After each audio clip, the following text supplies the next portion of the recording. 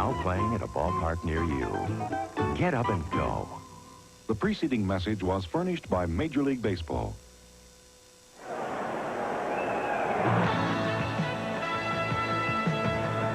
The Game of the Week is brought to you by Mitsubishi, bringing you the new Eclipse Sports Coupe. See it at your Mitsubishi Motors dealer. By Extra Gold Draft, the beer with a big, bold, full-tilt taste. By AT&T, the right choice. And by Midas. Nobody beats Midas. Nobody. There's a look at the Metrodome here in Minneapolis. We're in the last half of the second inning. The Milwaukee Brewers and the Minnesota Twins. We join the ball game in progress. The Twins out in front 1-0. We're in the last half of the second inning. 1 out. Brian Harper, the runner at first base, and the batter is the 9th place hitter, Tim Laudner, hitting against left-handed Ted Higuera. This is John Miller, along with Jim Cott. The Twins scoring in the first inning. After 2 were down, Kirby Puckett doubled, and Gaetti singled him home to make it 1-0, and that's where we are. Pitching for the Twins, right-hander Roy Smith. Great big crowd here at the Metrodome today. We may have 40,000 or more than that. A beautiful day outdoors, but have a great affection for the Twins indoors here in Minnesota, regardless of the weather outside. 1-2 the count to Tim Laudner. Both of these ball clubs, as you see the huge crowd that has gathered here, both of these ball clubs have been stumbling. The Twins, many thought they could supplant the A's atop the American League West, and yet their record 30-34. They're 11 games out.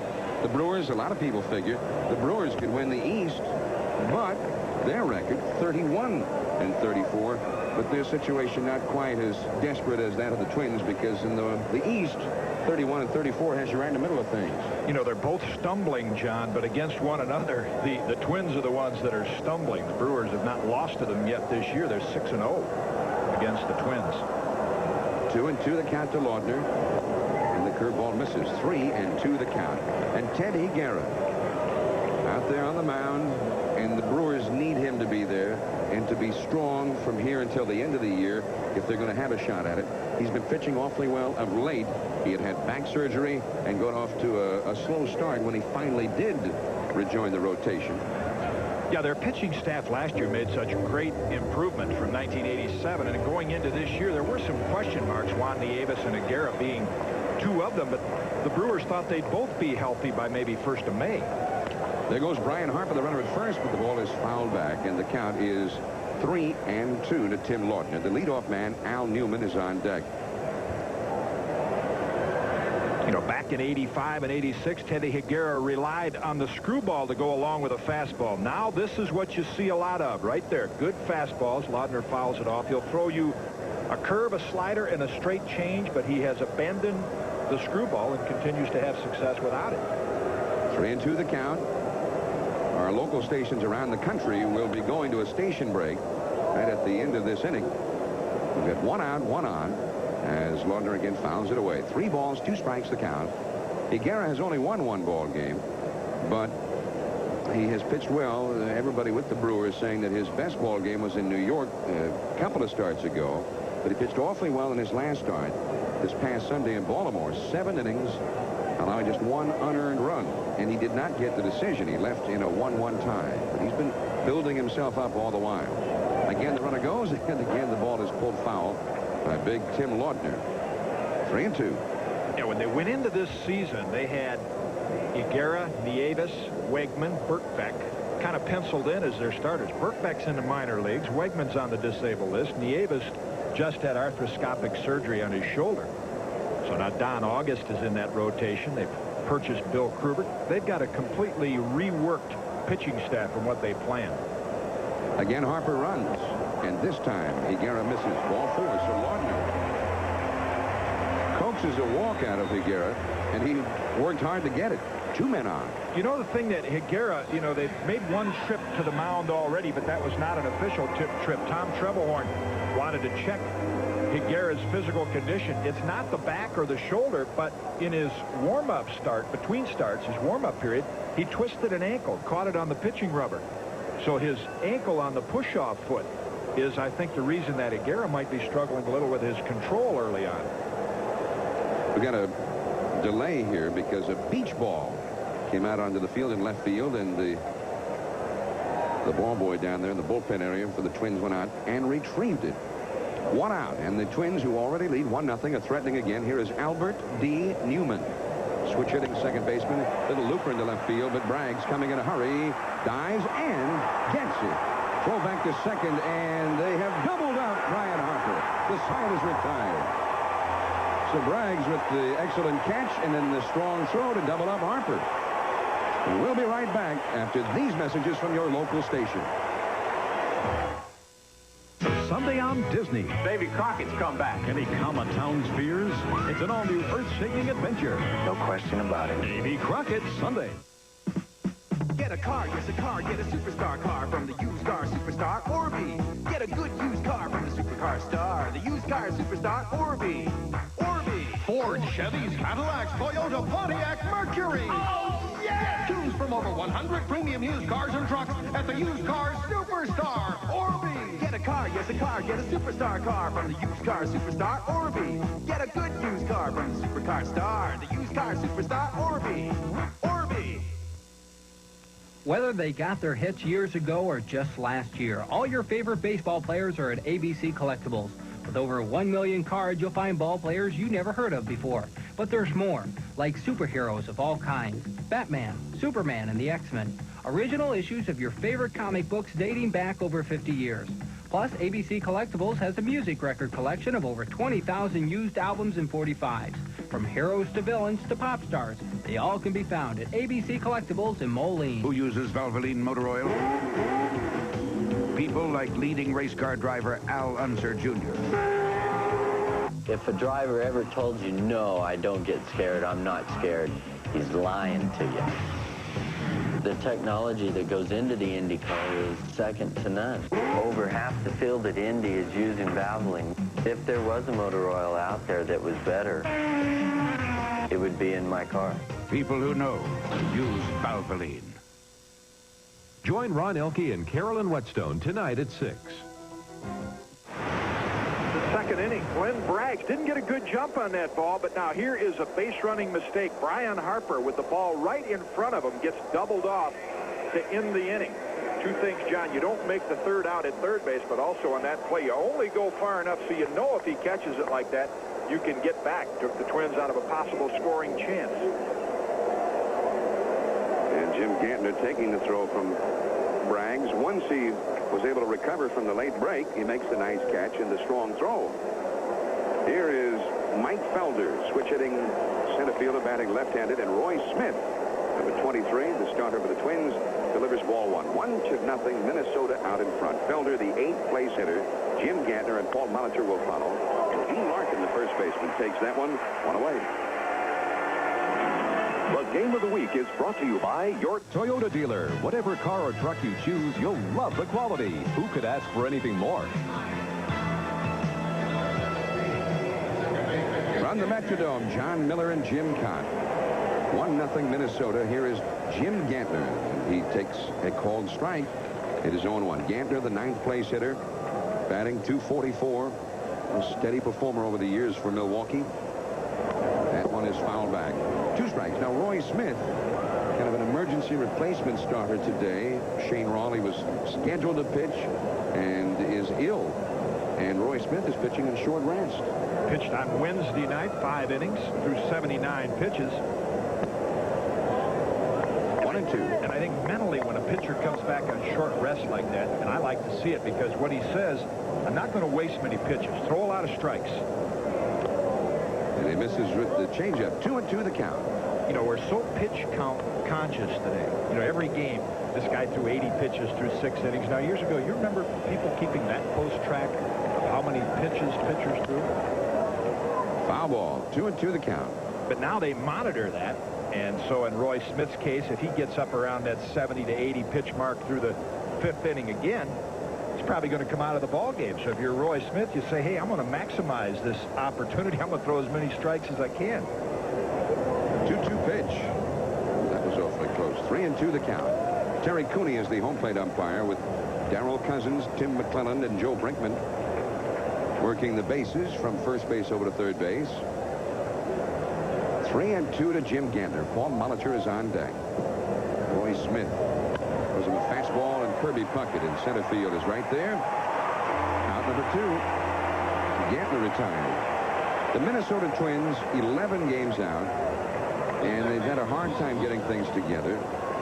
Frank Viola got off to the terrible start. And Jimmy really still hasn't been the Viola of old. He's shown signs of it. His record 4-8.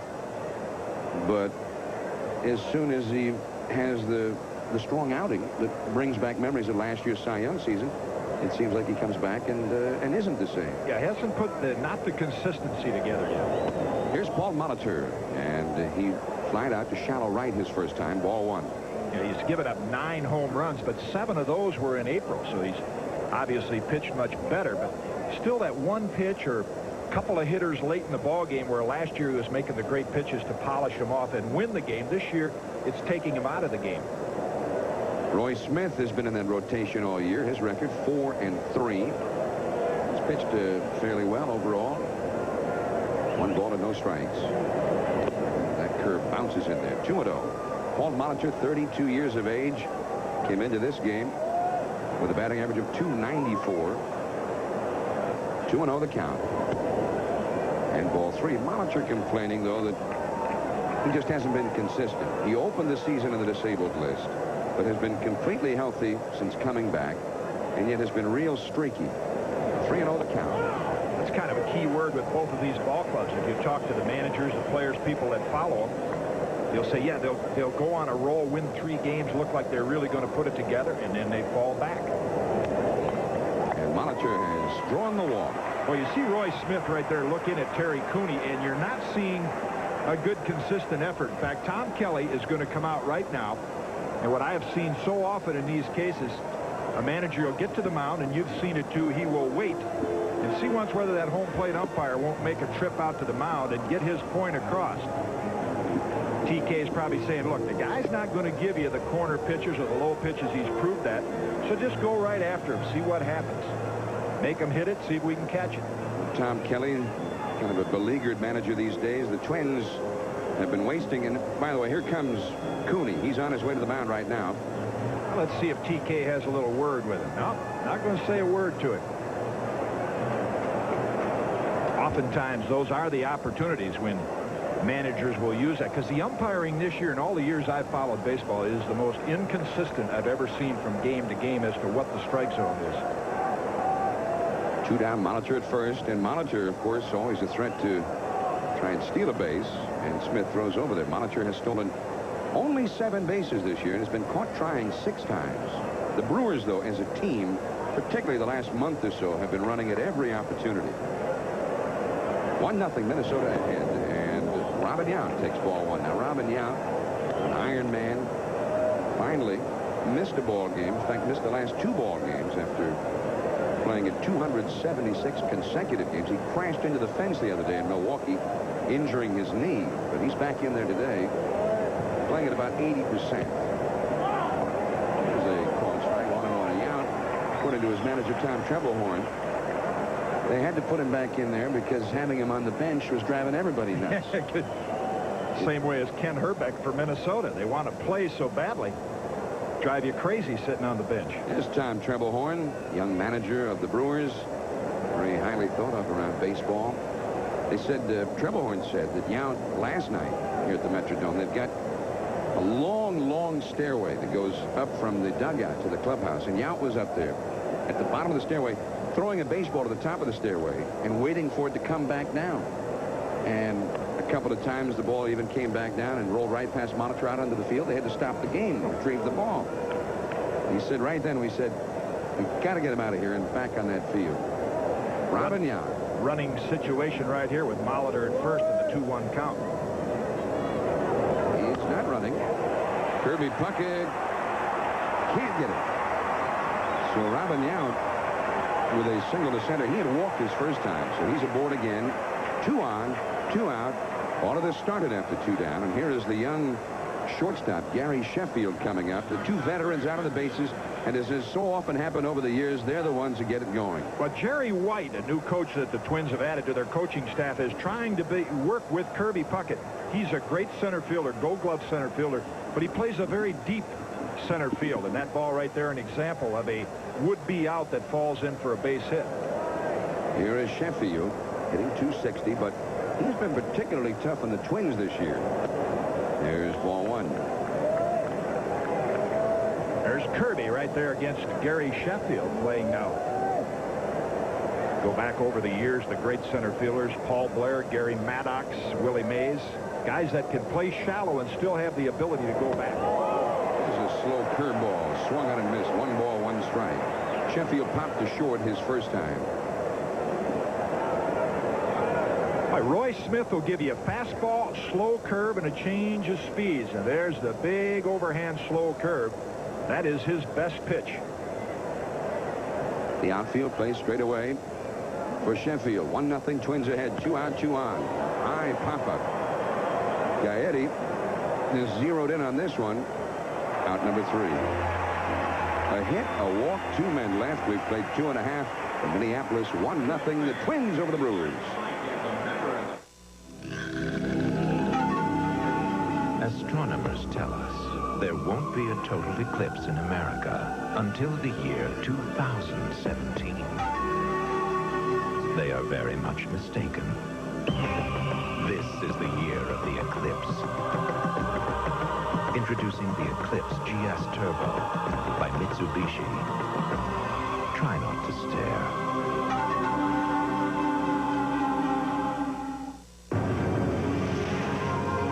You're looking at an accident that never happened.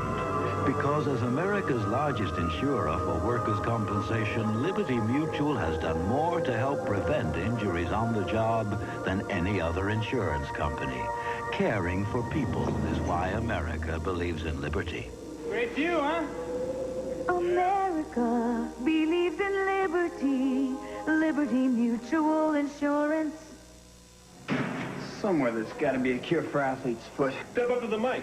Mike? Micatin. It cured my athlete's foot. It's got something the others don't. Miconazole. There's nothing more powerful. Hey! I'm giving away advice, not Micatin. Say, what you got for my athlete's foot? Step up to the mic.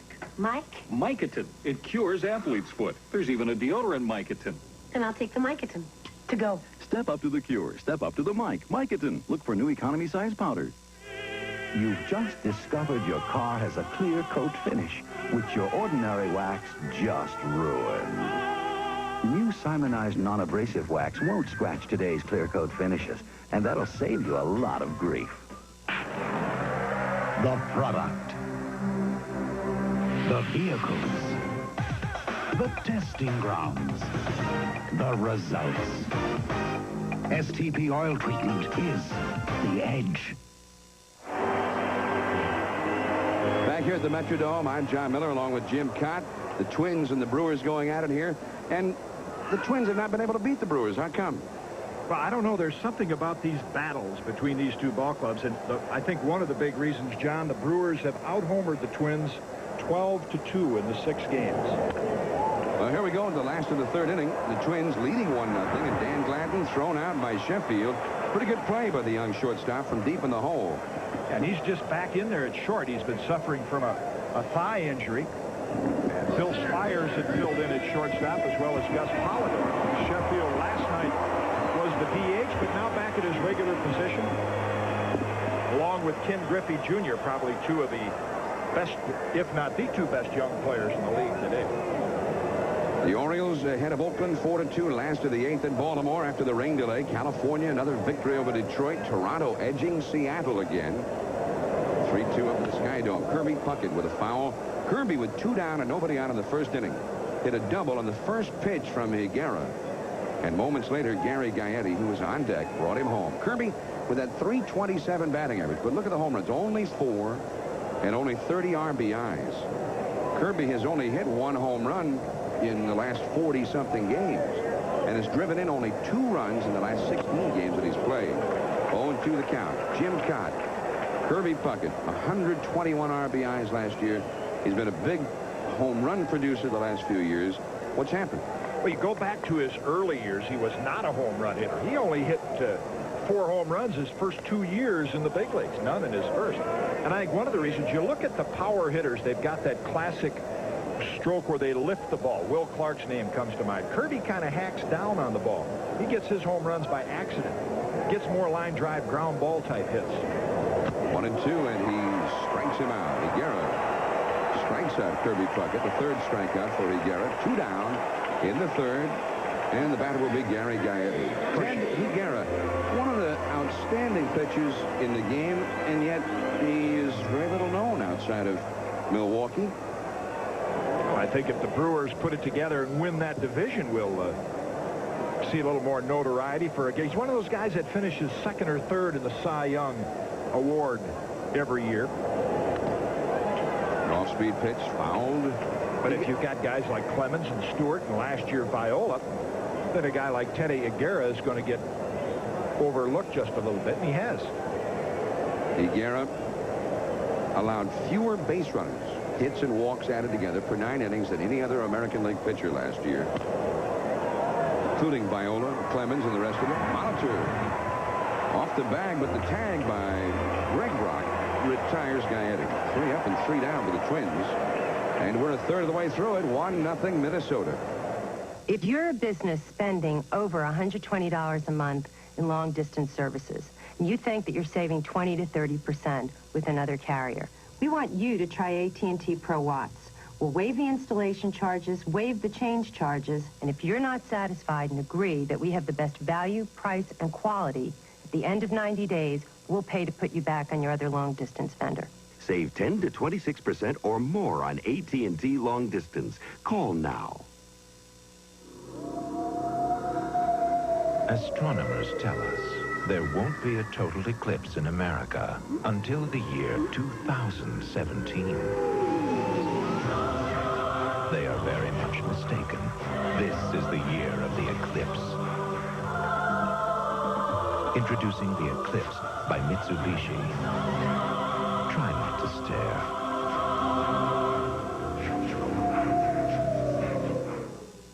There are a number of ways to get a safer ride, like always fasten your seat belt. Seat belt?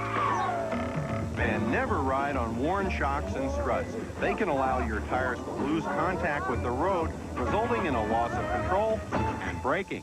Get a new set of Monroe Gasmatic shocks and struts. They help your vehicle hold the road. Hey, I feel safer already. So do I.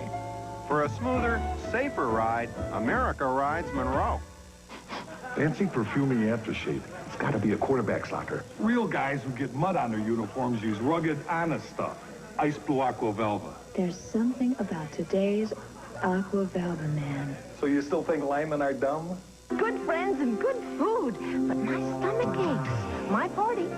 And Mylanta, too. Double strength Mylanta 2 with nearly double the acid neutralizing power of any leading regular strength brand. Because my life takes Mylanta, too. Top of the 4th inning of the Metrodome. Glenn Braggs, the cleanup hitter, will lead it off for the Twins. Greg Brock and Rob Deere will follow. Look at those numbers for Braggs.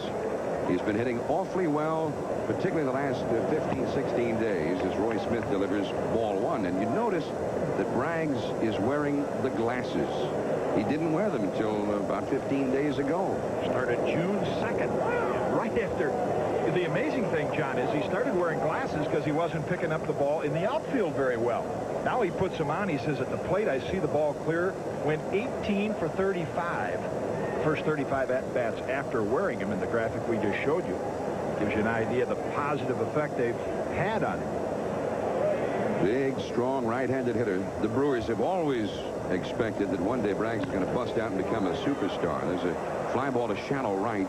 Castillo broke back in the ball. Now comes in. And Braggs is out number 1. Yeah, evidence of that is you go back to 1985, the top prospect in the minor leagues, it was Glenn Braggs. Double-A ball. You know who was in Double-A ball the same year? Jose Canseco. That's what they thought of this guy. And he's just not developed quite as quickly as Canseco. Well, he's got some of the same abilities. He's got the great power. He has great speed. He can steal bases. Here's Greg Brock, left-handed hitter, and he looks at a called strike, 0-1. Or rather, Glenn Braggs, talking about wearing the glasses. Tom Trebelhorn says he has mixed feelings about the results. There's a called strike. He's very happy to see him hitting, but he's not so sure it's the result of the glasses as it is perhaps the fact that Braggs has shortened his stroke a little bit, which makes him a much more effective hitter. Well, he admits that the glasses are probably psychologically they help him at the plate, but hey, who cares? I mean, if I was a hitter, I'd wear magnifying glasses if I get by with it. Anything will make the ball look bigger.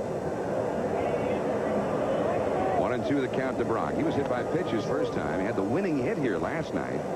1 ball, 2 strikes the count. He's up against left-handed Gary Wayne and just blooped one right along the left field line and hit the foul line. And he goes to left field again. A nice play by Gaetti. He got it. Greg Brock, in his National League days, did not very often go to the left side. He was just a dead pull hitter. And he's been going that way recently. Last year, Gaetti won his 3rd straight Gold Glove. Watch the reactions right here. And when Herbeck is healthy at first base, there is no better combination of power and defense at first and third than Gaetti and Herbeck. 2 down, nobody on, and Gary Gaetti doing it. They expect that from him here in Minnesota. He's been doing it for so many years so very well. Yeah, you know, he and Herbeck, between them last year, only made 10 errors. Twins set an all-time record for fewest errors, highest fielding percentage. Rob Deere, big home run hitter. He's got a little bit of a different look. Watch that front foot. Strike 1. Yeah, we're used to seeing that when Kirby Puckett is at the plate. He has that famous leg kick, but Rob Deere started it this year to try to weight back on the off-speed pitches. Popped up. And back into shallow right field is Larkin, the first baseman, for the catch.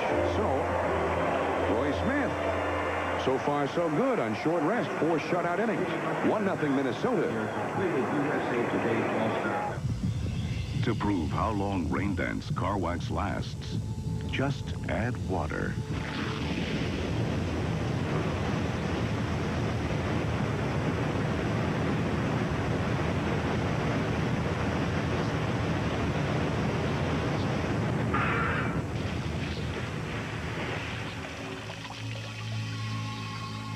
Rain Dance, the longest lasting protection you can buy. Hi, I'm a window sticker. And now that I work for Toyota, I'm a very popular guy. How you doing? Hi there.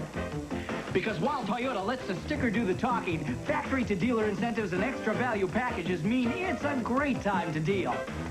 So come into your Toyota dealer now and find out why I'm not the only one stuck on Toyotas. Whoa. One of the hazards of being so appealing. Some people still haven't tried A&W cream soda. We know who you are. Trish, have you seen my blue shirt? Hi, I'm going to be living with you until you try an A&W cream soda. Trish! It's so smooth and mellow. Ooh-wee. Do I smell dinner? Who's that? So you have a choice. Try a regular or diet A&W cream soda. Or try living with this man. Pour yourself an A&W cream soda. You know, there are a lot of places where you can look for an auto part. But here's where you'll find it. Napa has parts for imports and other hard-to-find parts. So come to Napa first. We've got your part. Americans buy lots of imported cars. Isn't it nice to know that Napa has the parts right here when you need them? Don't miss the boat on parts for imports. Come to Napa. A panoramic view from the center field camera of the huge crowd at the Metrodome on this Saturday afternoon as the Twins come to bat. Last of the 4th, leading 1-0 over Ted Higuera and the Milwaukee Brewers. Larkin, Castillo, and Harper coming up. 1 run and 3 hits for Minnesota. No runs and 1 hit for Milwaukee. Kevin Mitchell out in San Francisco, number 24 already. 5-1 the Giants over the Reds. Larkin, a switch hitter batting right-handed, walked his first time. Ball 1. Well, they're starting to talk Ruth, Maris, and Aaron. When you look at Kevin Mitchell, you start computing those home run totals out over the season. That'll be into the 60s. There's a called strike, 1-1. Mitchell's best home run total ever before, I think, was 22 for 1 year. He hit 19 last year. But he has really gotten it going. 1-1 the count, and ball 2. 2-1. Kevin Mitchell, as they do compare him now with the Maris and Ruth totals for a single season, but has been offset over the years. Whatever your totals are against Ruth hit 17 in September. That's where he catches and passes everybody. Little pop fly. Braggs is not going to be able to get to this one. Base hit for Gene Larkin. Now let's go to New York and Gail Gardner. All right, John, as you just mentioned, the Giants extend their lead over the Reds at Candlestick. Bottom of the third, Danny Jackson pitching. Kevin Mitchell homers with Will Clark aboard for Kevin Mitchell. His 24th puts him in a 58 home run pace right now. Giants lead the Reds 5-1 in the fourth. Let's go back to John and Jim in Minnesota. All right, thank you, Gail. Kevin Mitchell, what a story. The Giants have a lot of intriguing stories right now. Statistically, they got some of the best in many categories in the National League. There's a changeup from Higuera to Carmen Castillo for ball 1. Big Daddy, a right-hand pitcher that many teams had given up on over the years, Rick Russell. Double-digit wins already. And he was looking for number 12 last night, and the bullpen gave it up in the 9th inning. Russell had a lead in the 9th, and the bullpen couldn't hold it. Fouled out of play off to the right. 1-1 the count to Castillo. He struck out looking his first time. You know, the home run total we were talking about, John, and you refer back to Kirby Puckett. I don't really think home run hitters, unless you're a guy that hits 30 year after year. Now, here's a guy who lifts the ball, Carmen Castillo. Grand slam earlier this year off left-hander Guillermo Hernandez, and that's what Tom Kelly uses Castillo against left-hand pitching. But I don't even think home run hitters can explain why they go through those periods of time where the home runs just don't come. 1 ball, 1 strike, nobody out, runner at first. Fouled back to the screen. 1 ball and 2 strikes, and the helmet stayed on a little bit better that time for Castillo than it did the pitch before. You know, there's one thing we do have to take into consideration. We start talking about home run hitters. Let's go back to 87. Brooke Jacoby from Cleveland hit over 30. Hasn't been close since. The ball in 87 was juiced up, and everybody had high home run totals. Since then, got to look at hitters in a little different light when it comes to home runs. Although Brooke Jacoby had hit some high home run totals in the past before that year, and was off to a very good start this year with home run hitting, although he's gone about a month or so without one now. But he had 9 early on, was right there among the league leaders. How about Mickey Tettleton this year? Last year he set his all-time record with 11. Now he leads the American League with 16. You talk about a guy with a classic power swing, that all or nothing type of swing where he hits the ball in the air. 1-2 the count, low and inside. 2-2 the count. And on the same ball club, Mickey Tettleton's got the 16, astounding everyone. Cal Ripken, who's always been between 25 and 30 homers. Cal has hit 2 the last couple of days and only has 6 all year on the same ball club, facing the same pitchers. There's the changeup from Higuera, and Castillo could not hold up on that one. Strike out number 4 for Higuera, 1 away. Well, he's abandoned the screwball, but he still has the outstanding changeup and slow curve. In fact, that looked like it could have been a change or a slow curve. Both had the same action right at the end, kind of backdoored outside part of the plate to Castillo. Wish I had a changeup like that when I pitched. Well, in your day, pitchers just didn't throw changeups. Well, you're right. You know, the changeup today is a dominant pitch. Talk about Frank Viola right here in Minnesota, Higuera. Years ago, a change was just something to throw when your fastball wasn't too good. Here's Brian Harper. He singled his first time. Hits this one well, but to the wrong part of this ballpark. Very spacious out there, particularly in center and left center. And 2 men are gone. Larkin having to hold at first base. I thought it was because in your day, Jim, it just wasn't manly to throw a changeup. No. They go back to Carl Erskine with the Dodgers. I mean, there's an outstanding pitcher. Had nothing to do with pride from like hitters swinging heavy bats, but it just was not a pitch that was a dominant pitch like it is today. Greg Gagne to come up now against Ted Higuera. Higuera from Mexico, Los Mochis, Sinaloa, Mexico, and there is such great interest in the career of Ted Higuera that whenever he pitches for the Brewers, the game is broadcast on radio all over Mexico, as it is today. Gagne pops it up. Gantner He's got it, and down go the Twins. 1-0 Minnesota, and we'll be right back after these messages from your local station. Hear me today, but listen to me Sunday. I am Han, I am France, and we will be at the Arnold Schwarzenegger Classic on Sports World to Palm. You are.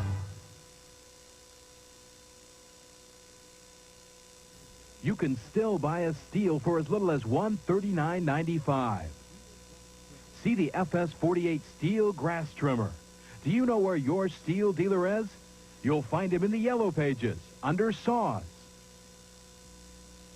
Whether they got their hits years ago or just last year, all your favorite baseball players are at ABC Collectibles.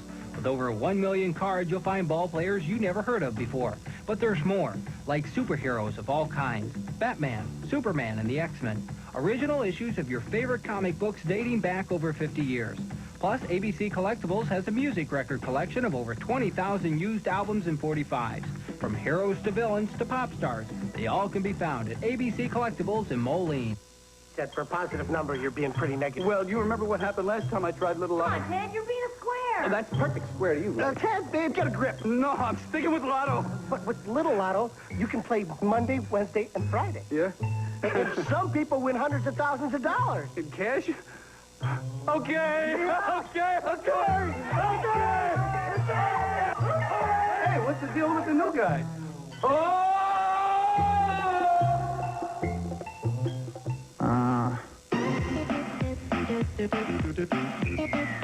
Juice?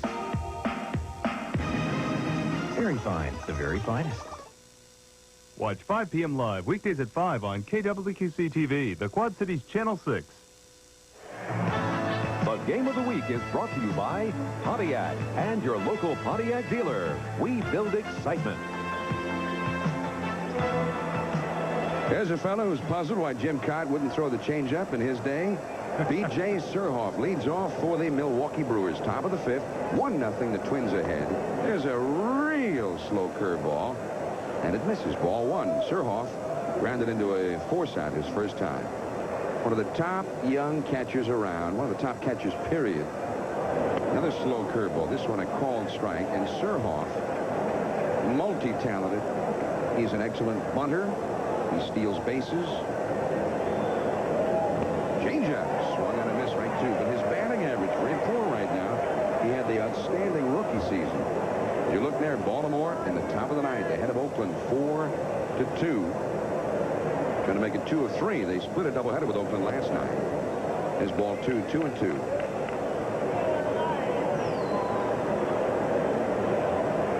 Surhoff will be followed by Felder and Ganter. This is the last third of Trebelhorn's batting order. Slowly to Gagne. In time over to Larkin. There is one away.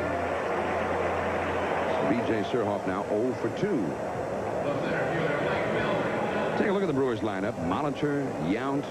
They've been up there at the top of the order, I think, for the last 30 years. Sheffield, Braggs, Brock, Deere, Surhoff, and now Felder's coming up. Gantner hitting in the 9th spot. He also, Molitor, Yount, and Gantner, the 3 constants on this Brewers ball club for more than a decade. Felder grounded to first his first time. He's a speedster, bluffs the bunt, and takes ball 1. 1 ball to no strike. Gaetti came rushing in from third when he saw Felder show the bunt.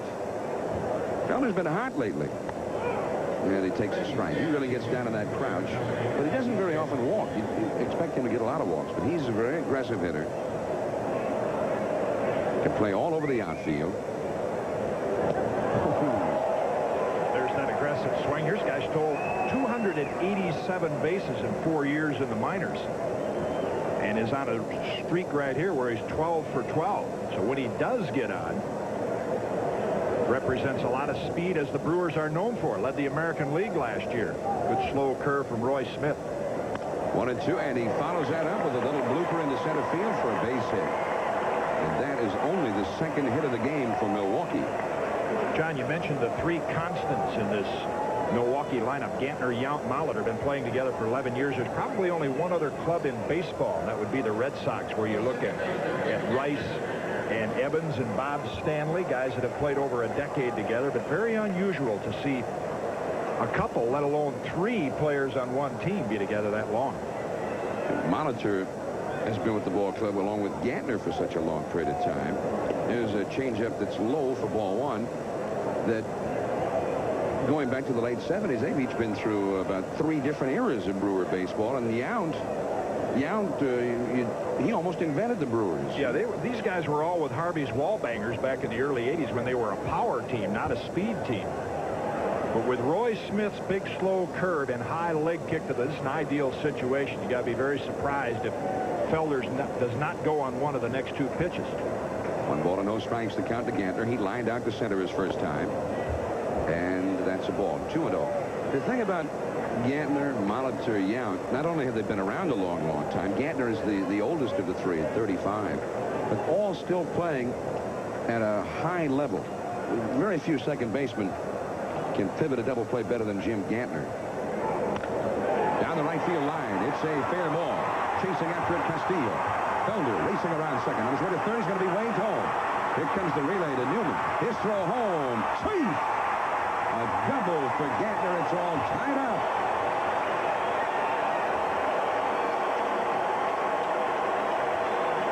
Boy, Felder racing around the base paths as Gantner doubles into the corner to tie this ball game. Mike Felder made a bluff move to steal, couldn't get a jump, but with his blinding speed makes up for it. See, he's going to hold up. And then Duffy Dyer waves him on. And he kind of Cadillacs in there to tie the ball game. But Jim Gantner, though, a 276 lifetime hitter, absolutely kills the Twins. Career-wise, coming into this year, 326 against Minnesota. Gumby, that's his 10th double of the year and his 19th run batted in. And here is Molitor, and the Minnesota bullpen's going to get busy. They're keeping a real close eye on Roy Smith because he's working on just 2 days of rest. 1-1 tie. Strike 1 to Molitor. Here's the final from Baltimore. The Orioles have beaten Oakland for the 2nd straight time, 4-2. The Orioles have a winning record against the Western Division leaders, 4-3. The Orioles atop the East. They had the long rain delay there, but they were able to resume play. They went the full 9, and Baltimore defeated Oakland 4-2. Bautista over Matt Young. Matt Young, first time he's been out there in a couple of years. 1 ball, 1 strike to Molitor. Base hit could put the Brewers ahead.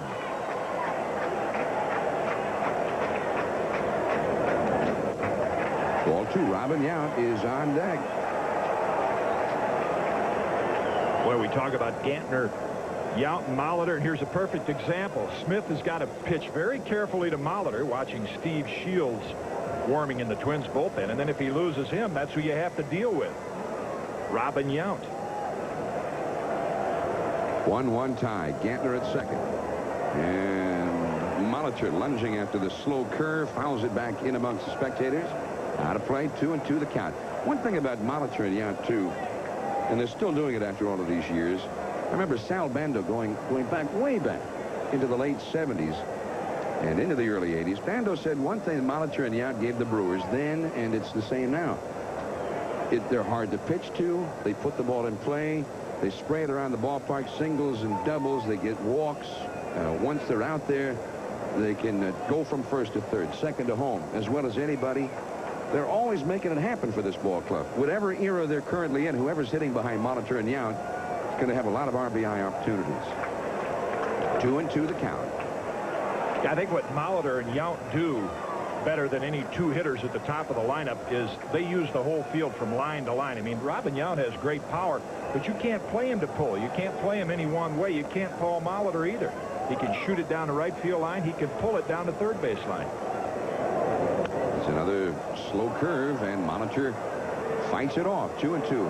And then you mentioned the speed. I mean, both blessed with great speed. Yount's on a string. Here's a guy 34 years of age, and he's on a roll. 14 consecutive stolen bases his last 14 attempts. Paul Molitor. 2-2. Gantner at second. That one is hit well in the deep left center field. Gladden seems to have a beat on it and makes the catch. Gantner was halfway to third and will have to go back. Nice play by Dan Gladden. But again, in that part of the ballpark, The Metrodome has the reputation of being a great home run hitter's park, but you really have to crush one to get it out in deep left center like that. Here's a look at it. And watch how Gladden plays this ball. See, the Twins outfielders, very experienced at playing here, will play that ball off to the side, off to the shoulder, because they get a little better look at it. Most of the visiting teams that have come in here this year with a new lighting, you attack that ball straight on, they can't pick it up. We've seen a lot of fly balls lost here this year. Now here's Robin Yount. He has walked and singled. One of the greats in the game, Robin Yount. And it's ball one. He, again, is not playing with his health intact today. He's got the bad knee, crashing into the fence the other day. Robin Yount, who goes all the way back to 1974. When he came up, the Brewers were still really an expansion team. In the dirt, knocked down by Harper. The count is 2-0.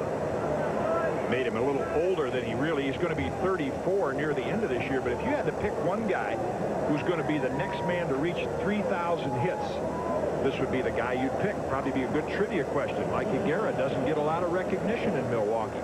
Buckner is the leader right now. Buddy Bell is second. This guy's third. They're going to go ahead and walk him now. The heck with it. They're going to start over again against the rookie Sheffield with a fresh count. There's ball three. They don't want to fool around with Yount once the count went to 2-0. This will put two men on with two out. A 1-1 tie here in the fifth inning. Robin, yeah, you're talking about the next man to reach 3,000 hits, which may well happen. You're going to look at a candidate who might be most likely to get 4,000. Robin, yeah, could be it. He's going to have to be real hot, but he's been playing for such a long time. Going back to 74 when he was still a teenager. And a fellow who, he grew up in the big leagues. Came up when he was 19. His manager, Tom Trebelhorn, there was a discussion the other day about Bo Jackson, one of the great athletes of his era, perhaps the greatest. Sheffield hammers it, but foul. Hit that ball hard, but foul back in amongst the spectators. 0-1. Sheffield is 0 for 2. Trebelhorn said, but don't overlook Robin Yount. He's not maybe in a Bo Jackson class, but Yount, pound for pound, he thinks is one of the great athletes in any sport. It doesn't have the flair of a Bo Jackson, but he's got the numbers to back it up. Bounce to the right side. Albert D. Newman makes the play. So just for one, the game is all tied up. Now, here's another edition of Characters of the Game.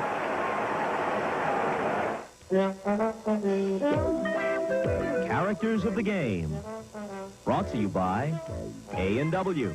Sit back and try yourself an A&W root beer or cream soda. It's likely there'll never be a more lovable field general than the old Professor Casey Stengel. As the skipper of the New York Yankees, he won championships.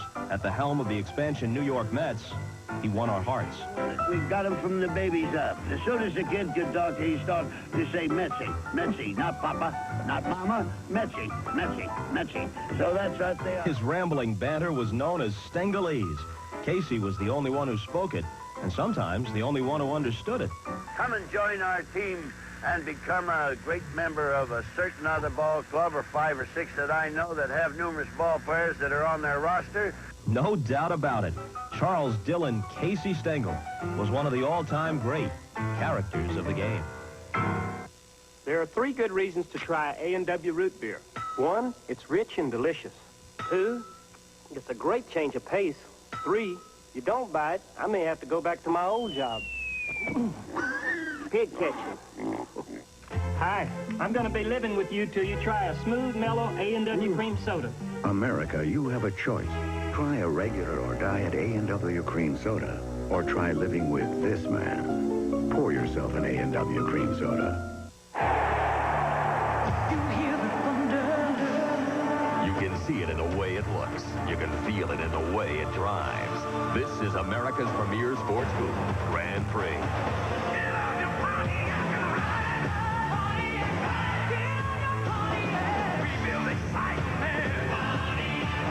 Now get 2.9% GMAC financing, or up to $1,600 cash back for first-time buyers.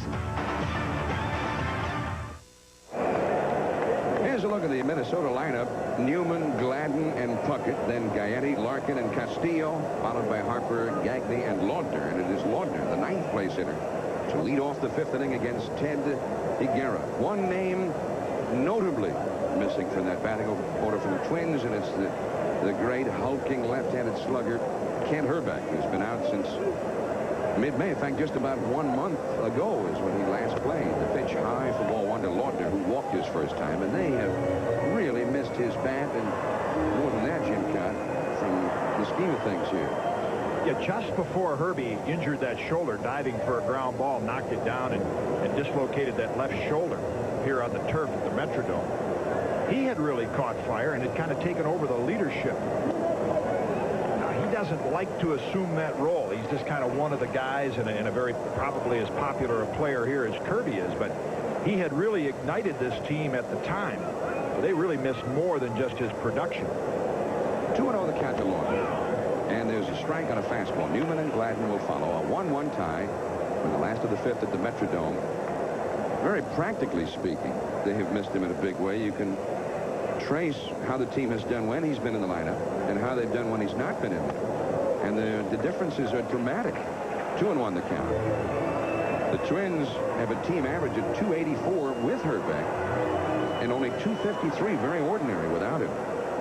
And they have averaged 5.5 runs a game with him, which is a great figure, and a very mediocre 4.4 runs without him. This is Brock in foul territory and back into fair ground to make the catch on that one.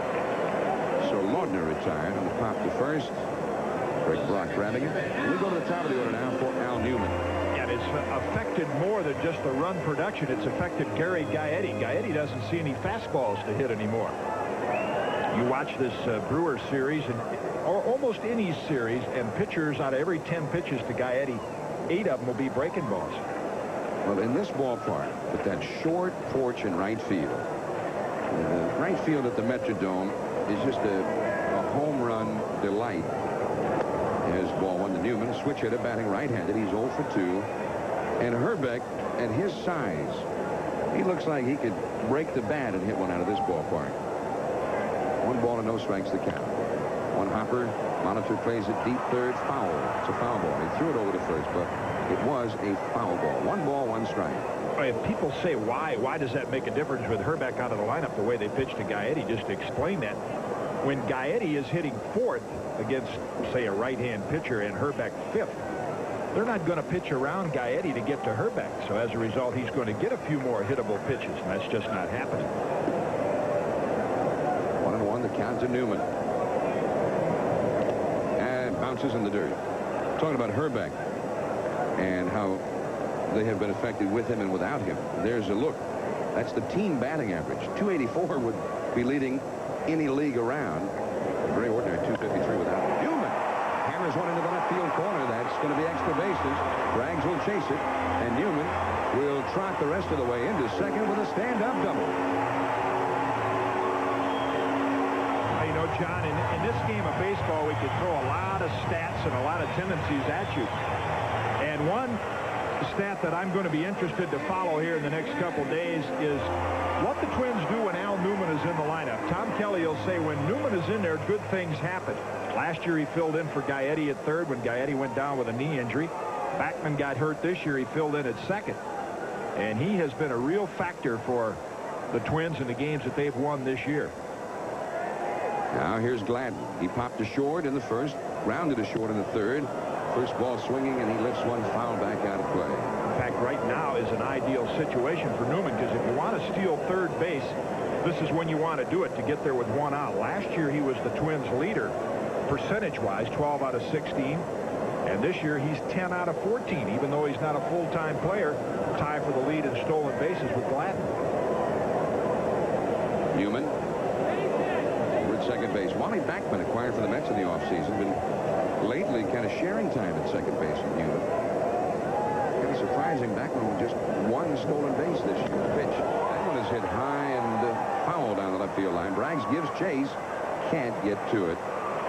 And the count is 2 strikes to Gladden. There is bullpen activity now for Milwaukee. They also keep a close eye on Higuera. Any sign that things are not completely right with Higuera, as you see Knutson out of the bullpen. They're not taking any chances with Teddy. They're still looking at the long haul. They want him healthy and strong for the rest of this year and for years to come. Now we go back over the pitch count again. I know Chuck Hartenstein and Tom Trebelhorn, Hartenstein, the pitching coach, will monitor that pitch count. They have a particular level that they'll let Higuera get to, and then after that, they'll take him out regardless of the score. Teodoro Valenzuela Higuera from Mexico. It'll remind you a little bit of Fernando Valenzuela, the Dodgers, his fellow countryman. Well, the high leg kick, and then what every pitcher should do properly, you see that front foot pointed straight toward the target. Usually eliminates any arm problems and also helps your control. Runner at second, one out, pick off at second with Gantner taking the throw. Too late. Newman is back in safely. 0-2 the count to Gladden. You know, Higuera, in a way, we're talking about the fact that he's not that well known outside of Milwaukee, and I'm sure hardly known at all outside of the American League, and overshadowed by his fellow countryman Valenzuela. Higuera and Valenzuela, the only pitchers from Mexico ever to win 20 games in the big leagues. Fastball is low, and Higuera did it the same year as Valenzuela, but missed by about 3 or 4 days of being the first ever to do it. Fernando beat him even to that a couple of years back. Big controversy in between the Brewers and the Twins last year. Higuera finished second to Alan Anderson for the American League ERA title. Anderson passed up the last start of the season to ensure winning that title. And the changeup misses. 2-2 the count to Gladden. You get to the power right after Gladden. You got Puckett on deck, then Gaetti. 1-1 tie in the 5th inning. Dan Gladden, he's been a lot of rumors out in Los Angeles, the Dodgers looking for a hitter, and Gladden's name has been mentioned. I noticed that. I can't imagine. I mean, here's a guy who was, boy, a good, solid, steady player for the Twins. I got to believe those rumors are coming from the West Coast and not from the Midwest. Well, they've been in the L.A. papers, apparently. That's a pop-up, and the right fielder, Rob Deere, comes in for it. Newman is tagging at second and bluffing. And Deere throws into Sheffield, the cutoff man, and 2 men are gone in the 5th. Now, this is a spot, interesting spot. A man in scoring position. And Kirby Puckett, 121 RBIs last year. Just the man the Twins want up there in this spot to try and go ahead. But Kirby has not been delivering in this spot. Yeah, only in his last 18 games, only 6 RBIs. In fact, in his last 16 games, only 2 RBIs. So. You mentioned the home run total. Broke a string the other day. That was the longest dry spell he'd had in his 5 years in the big leagues. 172 at-bats without a home run. Finally hit one against Niedenfuhr of Seattle the other day. See his 24 doubles, and he hit number 24 in the first inning of this game. He has scored the Twins' only run, batting with 2 down. A 1-1 game in the 5th inning, and a base hit could put the Twins ahead. Kirby's been swinging a lot of bad balls in these kind of situations. He's a kind of a bad ball hitter anyway. Yeah, if it's close, he's going to hack at it. If you're Higuera, do you throw him a strike in this at-bat? He does it on the first pitch. Yeah, he's the kind of guy, he's tough to pitch around. If you're going to put him on first base and get to Gaetti, who has not been swinging a hot bat lately, you got to either walk him or go right after him. I mean, you try to pick and nip the corners against Puckett, he'll beat you because he'll hit those bad pitches. 2-0 the count. Kirby looking very patient up there all of a sudden. Yeah, Kirby has made that swing famous where he lifts that front leg. Now here's Rob Deere. Watch that front leg way up in the air to try to wait on the off-speed pitch. And here's the guy who kind of makes it famous right here, Kirby. In fact, Deere said that last year in the All-Star break he was hurt, and he was not hitting well anyway. And he saw Kirby Puckett in the All-Star game do that, and he decided to adapt it himself. Curveball misses. 3-0 to Puckett. And as you mentioned earlier, Deere wanting to use it as a timing device. And since that time, the second half of last year, Deere hit .296, adapting that style. And although he's only hitting .229 this year, they're going to go ahead and walk Puckett now intentionally. Start over again with Gaetti. But Deere has had very good success utilizing that. Ruben Sierra of Texas, another fellow who lifts that front leg. Mel Ott, I guess, in baseball history. Yeah, he was the exception. Now a lot of them do it. You know, the rule of thumb is a hitting coach would tell you to pick that front foot up ever so slightly and take a short stride. In Japan, as we look at Gaetti, a man called it the flamingo stance, was the great Sadaharu Oh. He did it as a timing device. He really went further than anybody with it, though. Gaetti pops it up. First ball swinging. This should do it. Gantner with 2 down. Grabs it, and that's the inning. So the Twins had a shot. They had their big hitters up there, but they could not get the run home after 5. We're tied. My athlete's foot kept flaring up. I'd put it out, and it'd just flare up again. Then my doctor told me about Tinactin. It cures recurring athlete's foot. Use it regularly, and it'll keep the fire from coming back. Tinactin puts the fire out for good. Oh, hi! While Toyota lets the sticker do the talking, there is a huge selection of new trucks at your Toyota dealer. And right now, extra value packages mean big savings on select trucks like the Toyota named 4x4 of the year. And factory-to-dealer incentives up to $1,800 on 4x2 standard beds. So you better hurry in, because the stickers won't be talking like this forever. For every man who wears Brute, there's a woman who loves what he smells like. Because there's something about Brute that's nice to be close to. And nobody knows that better than a woman.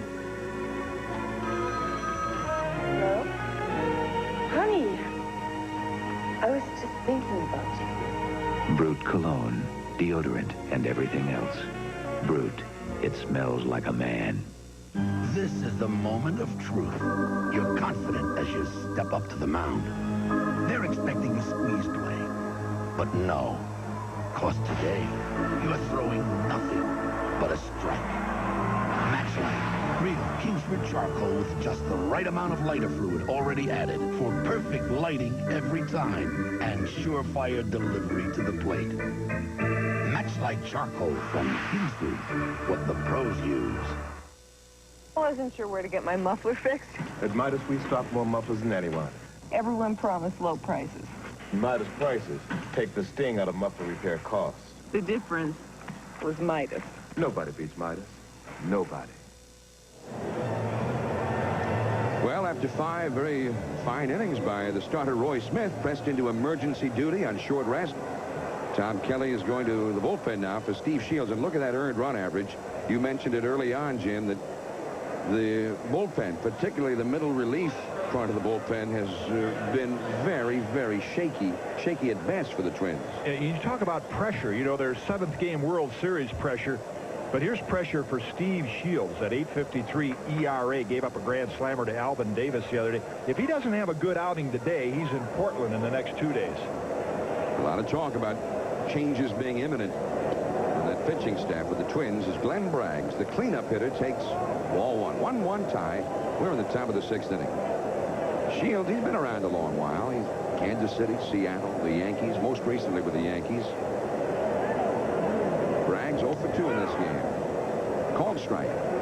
Well, when he first came up, his role was going to be, the Twins had traded Keith Atherton early this year for Carmen Castillo, their right fielder. His role was going to be to help Juan Berenguer in that middle relief, that setup role. And early on did a good job of it, but lately has not had a lot of good outings. 1 ball and 1 strike to Braggs.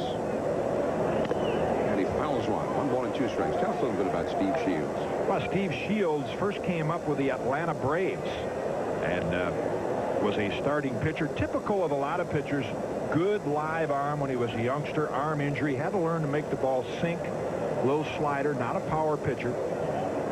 And finds himself today in a position, you know, the toughest time to go out and do well is when you're absolutely expected to do it. You know you have to do it. And a lot of talk around the Twins camp about making some pitching changes, and this guy one of them. That one is gone if it's fair. Deep down the left field line, and it is a fair ball and way out of here. 2-1 Milwaukee, number 11 for Glenn Braggs. And you hear those Milwaukee fans, of which there are many, at the Metrodome today. It's 343 feet to that corner, and that ball was way back beyond that. Well, the Brewers got to look at the real slow curve from Roy Smith. Smith has the ability to really change speeds on it. That pitch right there from Shields, a little bit of a hanger.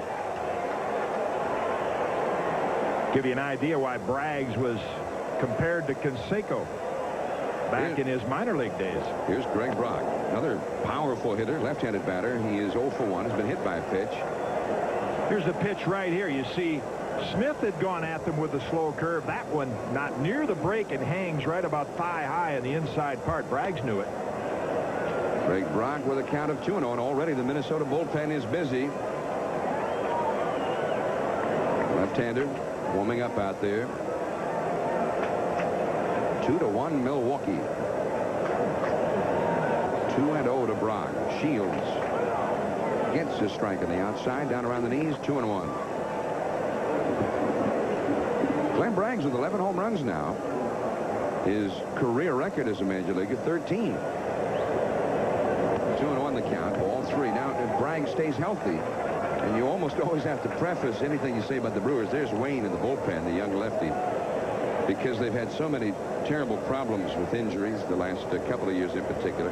If he stays healthy, Braggs might get his 25 to 30 homers this year. Brock could be trouble down the left field line. It's in foul ground. Nope, there's the shortstop. Gagne over. Right between Gladden and Gaetti to grab that one. Gagne, Gladden, Gaetti gathering beneath that foul bomb. G factor. The good factor. 1 out, 1 in, and here is Rob Deere. Mentioning Sadaharu O with lifting that front leg the way Deere wants or has adapted. If he wants to take it another step further, the way O did it in Japan was to study seriously the martial art of Aikido, which all has to do with balance. And O, in that flamingo stance, would lift that front leg up, and he could stand with the bat cocked, the leg in the air on one leg. He could do that for 2.5, 3 minutes, and you could not knock him over. Perfect balance. 1 strike to count. Ooh, there's Deere with that home run cut. Foul tipping it. 2 strikes. Yeah, and that's the challenge right now to a Steve Shields. You'll see pitchers try to throw Deere right upstairs there with that fastball, because with that high leg kick, tough to catch up with that. 2 strikes to Deere. High and tight. But the purpose of it and the balance factor you mentioned, that's exactly why hitters try to do it, to be able to keep the weight on the back leg and weight on the breaking ball, the way Braggs did and hit the home run on the breaking ball off Shields. 1 and 2 to Deere. Swing and a miss. He got him chasing that breaking ball down and away. Deere, who annually has prodigious strikeout totals. That is the 74th time this year that he struck out. Yeah, he's going to break his own record. He set it back in 1987. He struck out 186 times. He's on a pace right now to go well over 200. But Brewers don't care. The home runs and RBIs are there, and out is an out. There's a strike call to B.J. Surhoff, who twice has grounded out. Left-handed hitter. 2-1 Milwaukee, top of the 6th. 2 down, nobody on. And it's outside for a ball. This is a real rivalry between these 2 ball clubs. Cities maybe 5.5 hours drive from one another, Milwaukee and Minneapolis. And a lot of folks from Wisconsin, from Milwaukee, come over for the ball games here. And the Twins have really been taking it on the chin all year long. They've lost by scores of 12-0, 10-4. Even a ball game they seem to have won with Reardon in to pitch the ninth. Turned into a loss when Rob Deere blasted one out of the ballpark. 6 games combined. The Brewers have outscored the Twins 45-18. Have out-homered them now with Braggs' home run, 13-2. At the same time, it's kind of perplexing to Tom Trebelhorn and Brewers fan. Why can't they do this to anybody else? It's a pretty good slider there. 2-2. Yeah, but it seems like every year there are ball clubs that dominate other ball clubs. And not necessarily the contenders that take advantage of the cellar dwellers. You know, there can be ball clubs that are very competitive, but yet they dominate one another. That's a ball into the hole. Gagne quickly over the field. He throws out the speedy Surhoff. Nice play by Gagne. So Shields gives up the homer to Braggs, then sets them down in order, but the Brewers are out in front 2-1. Now, get up to $1,600 cash back for first-time buyers on select hot new Pontiacs. Or get 2.9% GMAC financing. Other cashback amounts and low financing rates are available on virtually every Pontiac in stock. That's up to $1,600 cash back or 2.9% GMAC financing on some of America's hottest sport coupes and sedans. See your Pontiac dealer for details now. Rebuild excitement. I'm Tim Simmons, State Farm agent. One day my policyholders got the back of their family car banged up. But Van and Mary and the boys didn't have to miss any family outings. They reported their claim directly to me. Our claims people were on the job pronto, so that Van and Mary could get their car fixed fast. Now they know why more people think that State Farm is the best buy in car insurance. We keep things moving, so you can keep your family moving. And like a good neighbor, State Farm is there.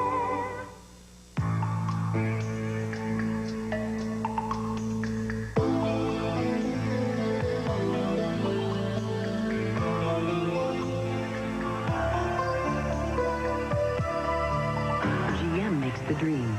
GMAC makes the dream yours. Ask your GM dealer how custom-tailored Smart Lease helps you drive home the new GM car or truck of your dreams with low monthly payments. Dreams of America, GMAC. Wherever dirt goes, you know it's up to no good, especially when dirt goes for your car. So when it comes to stopping dirt, more people go with Fram. Because no air filter traps more dirt than Fram.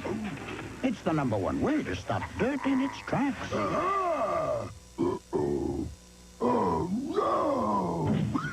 Oh, yeah. Fram, the end of the road for dirt. From the Metrodome, the game of the week, the Minnesota Twins and the Milwaukee Brewers. John Miller along with Jim Cott. And the Twins come to bat last of the 6th, trailing. The Cheeseheads are happy. Over from Milwaukee and Wisconsin. Here is Larkin. Switch hitter, batting right-handed, takes a strike. It is 0-1. 2 runs, 4 hits for the Brewers. 1 run, 5 hits for the Twins. Bragg's the game's only home run. Ted Higuera to the plate. It's a ball. 1 ball, 1 strike. That little girl wearing that Cheesehead hat, they wear that at County Stadium all the time. I think that's the kind of the slice of cheese that they used to make a grilled cheese sandwich at the Carnegie Deli in New York. That's at least the last time I was there, I had one about that size. 2-1. Give me the grilled cheese. How much is that? That'll be $10.50. But then when you get it, you realize that it's worth about that. 2-1 the count. Molitor cuts over to his left. And Larkin is thrown out. One away. You know, Paul Molitor is talking about the Brewers. And I asked Tom Kelly, the manager of the Twins, about who he liked in the American League East. Everything's so tightly bunched up. The Orioles currently on top, astounding the baseball world. A lot of people think if Higuera is ready to pitch up to his former standards, with Plesac out of the bullpen, a healthy Molitor and a healthy Yount, the Brewers could still do it this year. Kelly said, if you shut down Molitor, you've got a great chance of shutting down the Brewers. He thinks Molitor is really the key to that. Fouled away by Carmelo Castillo, right-handed hitter. And I guess, John, that's why when Molitor came up, they tagged him with the nickname the Igniter, because it's exactly what he is. Molitor was a second baseman when he came up, playing third base now. He's one of those fellas seems to have gotten better and better over the years. 39-game hitting streak last year. Year before last hit better than 350. High and away to Castillo. 1 ball, 1 strike. Castillo's got some power. Used to be with Cleveland. Always used on a platoon basis. Struck out twice today. Castillo, though, hitting .296 at the start of the day. He's hit 3 home runs this year. Now, one thing Tom Kelly will do, regardless of the Twins' record, he gets his players on the bench at bat so that when they do get called on, injuries happen to Kent Hrbek, they can step in and do a job like Castillo has done, like Al Newman has done. That's ball 3. Castillo said early in the season, about 30 days into the season, he hit that home run off Guillermo Hernandez. He said, I've had more at-bats already right now than I had almost all of last year with Cleveland. 3-1 to Castillo. Fastball into left field. Base hit. Well, even as great a pitcher as he is, Higuera's a much different pitcher when he's behind in the count. 3-1, 2-0. 1 out, 1 on. Ryan Harper coming up. We were talking about that one team dominating another, the way the Brewers have dominated the Twins. The Twins, on the other hand, won the World Championship in '87 and beat a club to get to the World Series that they've had that kind of mastery over. The Detroit Tigers, 11-1 last year. Tigers aren't that bad a ball club. They are this year. Here's Harper.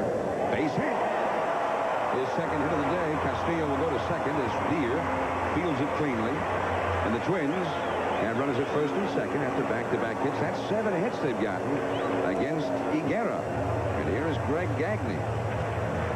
Gagne's been working with Don Baylor for a few days here, early before anybody else gets out here. Baylor brought in to coach just Gagne and just for a few days. Yeah, and I think the important point there is every big league staff has a quality coaching staff. Tom Trebelhorn going to go out and have a word with Ted Higuera.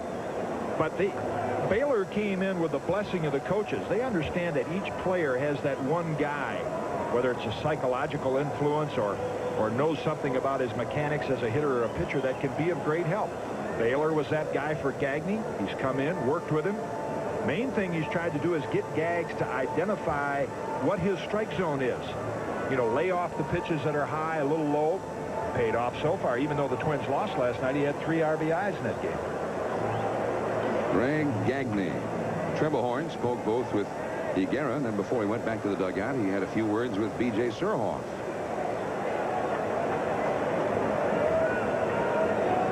Of course, one of the things as a manager you learn early on, never go out and ask a pitcher how you feel. How do you feel? Because any pitcher worth his salt is going to say, hey, I feel great. I want to stay in here.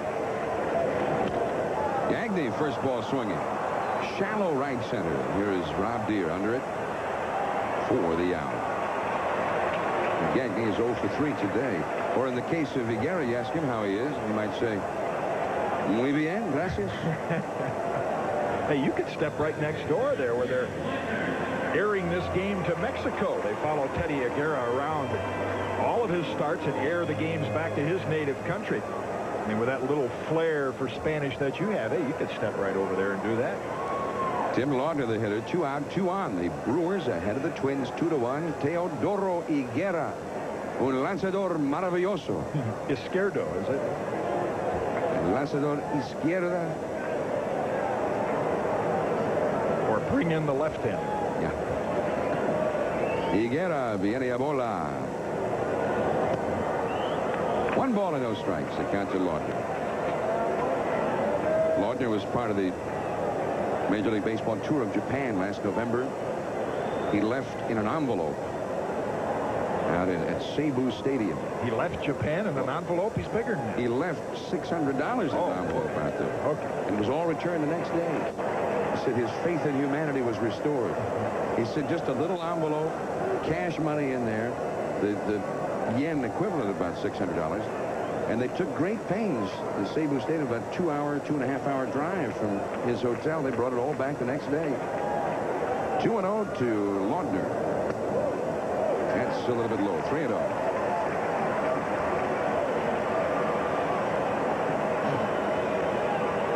Producer Kenny Edmondson wants to know about Japanese announcers. Kenshiro Asami, the great broadcaster of the Tokyo Giants. Watashi wa the Metrodome.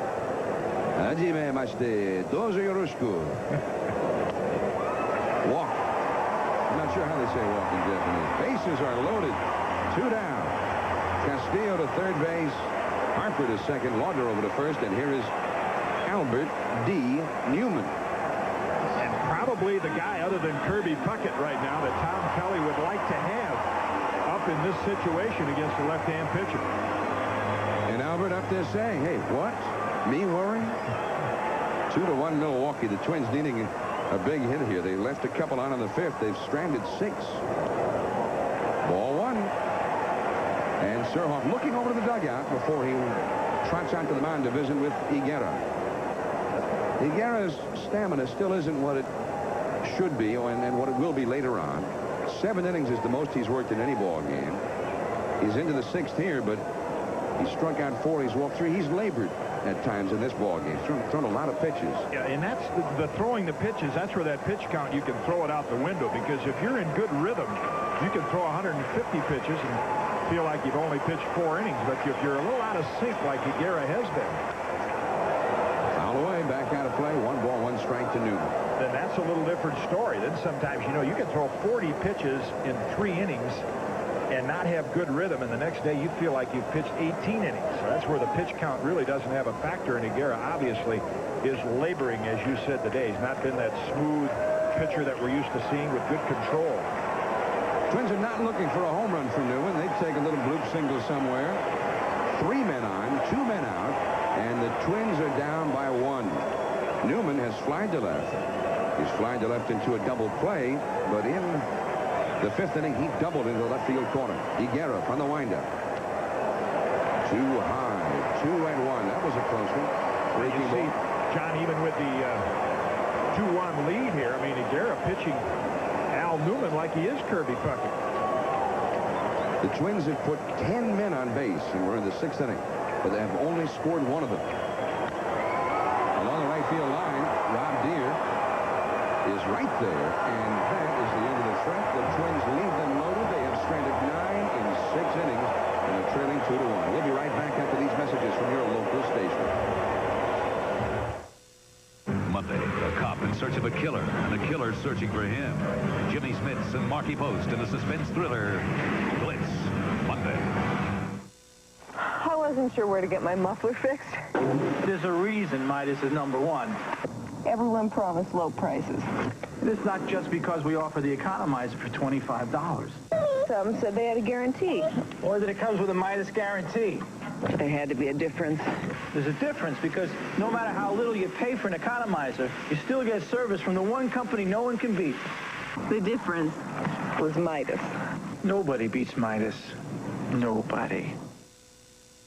Chevrolet presents Redman TNT Spring National. The world's most powerful and unique vehicles are roaring into the fairground. Feel the pulse-pounding action as the nation's premier pullers square off. See Bigfoot Fast Track, 23,000 pounds of car-crushing muscle. See Flying Machine, the flaming jet tractor. See Flashfire, the world's only supercharged fire truck. See the final round of action tonight at 7 at Mississippi Valley Fairgrounds. It's a motor vehicle extravaganza.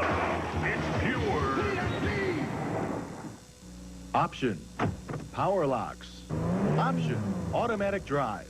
Option, leather seats. Option, the only option, buying your vehicle at Horst Zimmerman in Rock Island. Come test drive the car of your choice and see for yourself that Horst Zimmerman takes pride in serving their customers before and after a sale. Not to mention a friendly, highly skilled service department. There's 3 good reasons to buy at Horst Zimmerman. Pontiacs, Cadillacs, and Hondas. Come to 1740 5th Avenue in Rock Island first. Wheel of Fortune, Saturdays at 6:30 on Channel 6. The Game of the Week is brought to you by the new generation of Oldsmobile. Step into the future now at your Oldsmobile dealer.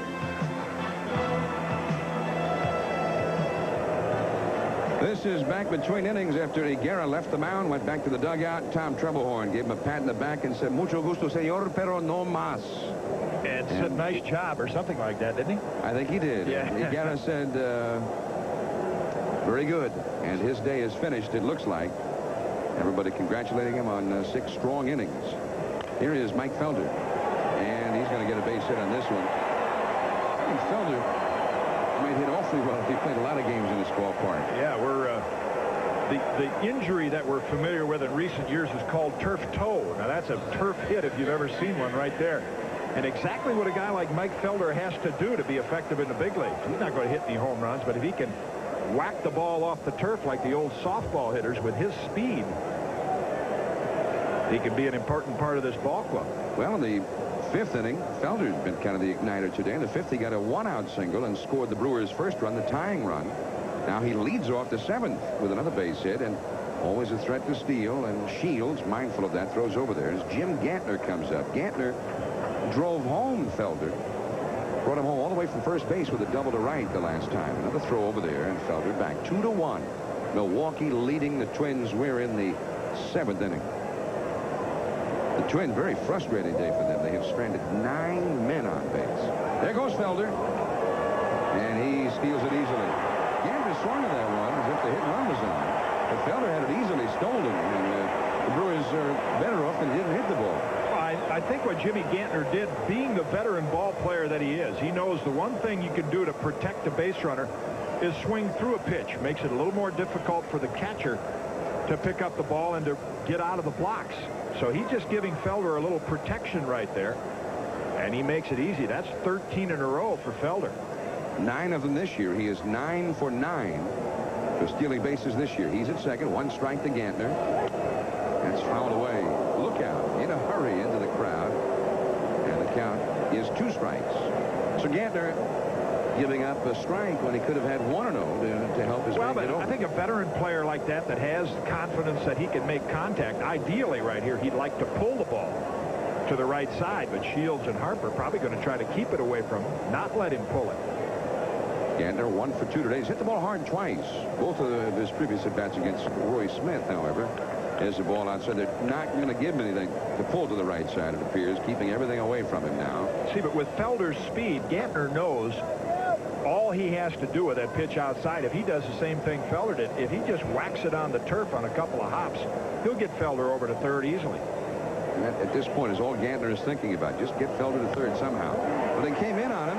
Great play at second by Newman. He got him at first. Well, Gantner got Felder to third, but almost got him home. But Al Newman with a spectacular diving grab of the ball. Quickly to his feet to throw out Gantner. Beautifully done, and at least for the moment, saving a run. It certainly does. I mean, not many second basemen off turf, because you got to get there a lot quicker. And Newman not only has done a great job for the Twins at third, proves he can do it at second also. All right, Al Newman, at least for the moment, again, saving a run, but the Brewers have only 1 out in that runner at third, and they've got the 2 veterans, Molitor and Yount, coming up. Bullpen activity for Milwaukee, as we told you earlier. It looks like Higuera's all done for the day. The infield is in for Molitor. The slider, a called strike. Molitor 0 for 2 with a walk, but he hit a deep fly ball to left center onto the warning track as last time. That would do in this case. Yeah, and Shields not a power pitcher, but yet the Twins in the outfield shade him around toward right field. In the dirt. Saved by Brian Harper. 1 ball and 1 strike. See right there, I mean, we talked about Molitor and Yount and their ability to use the whole field. And yet in this situation, off a guy that doesn't throw very hard like Steve Shields, give him a lot of room in left center. 2-1. Milwaukee ahead. Felder at third.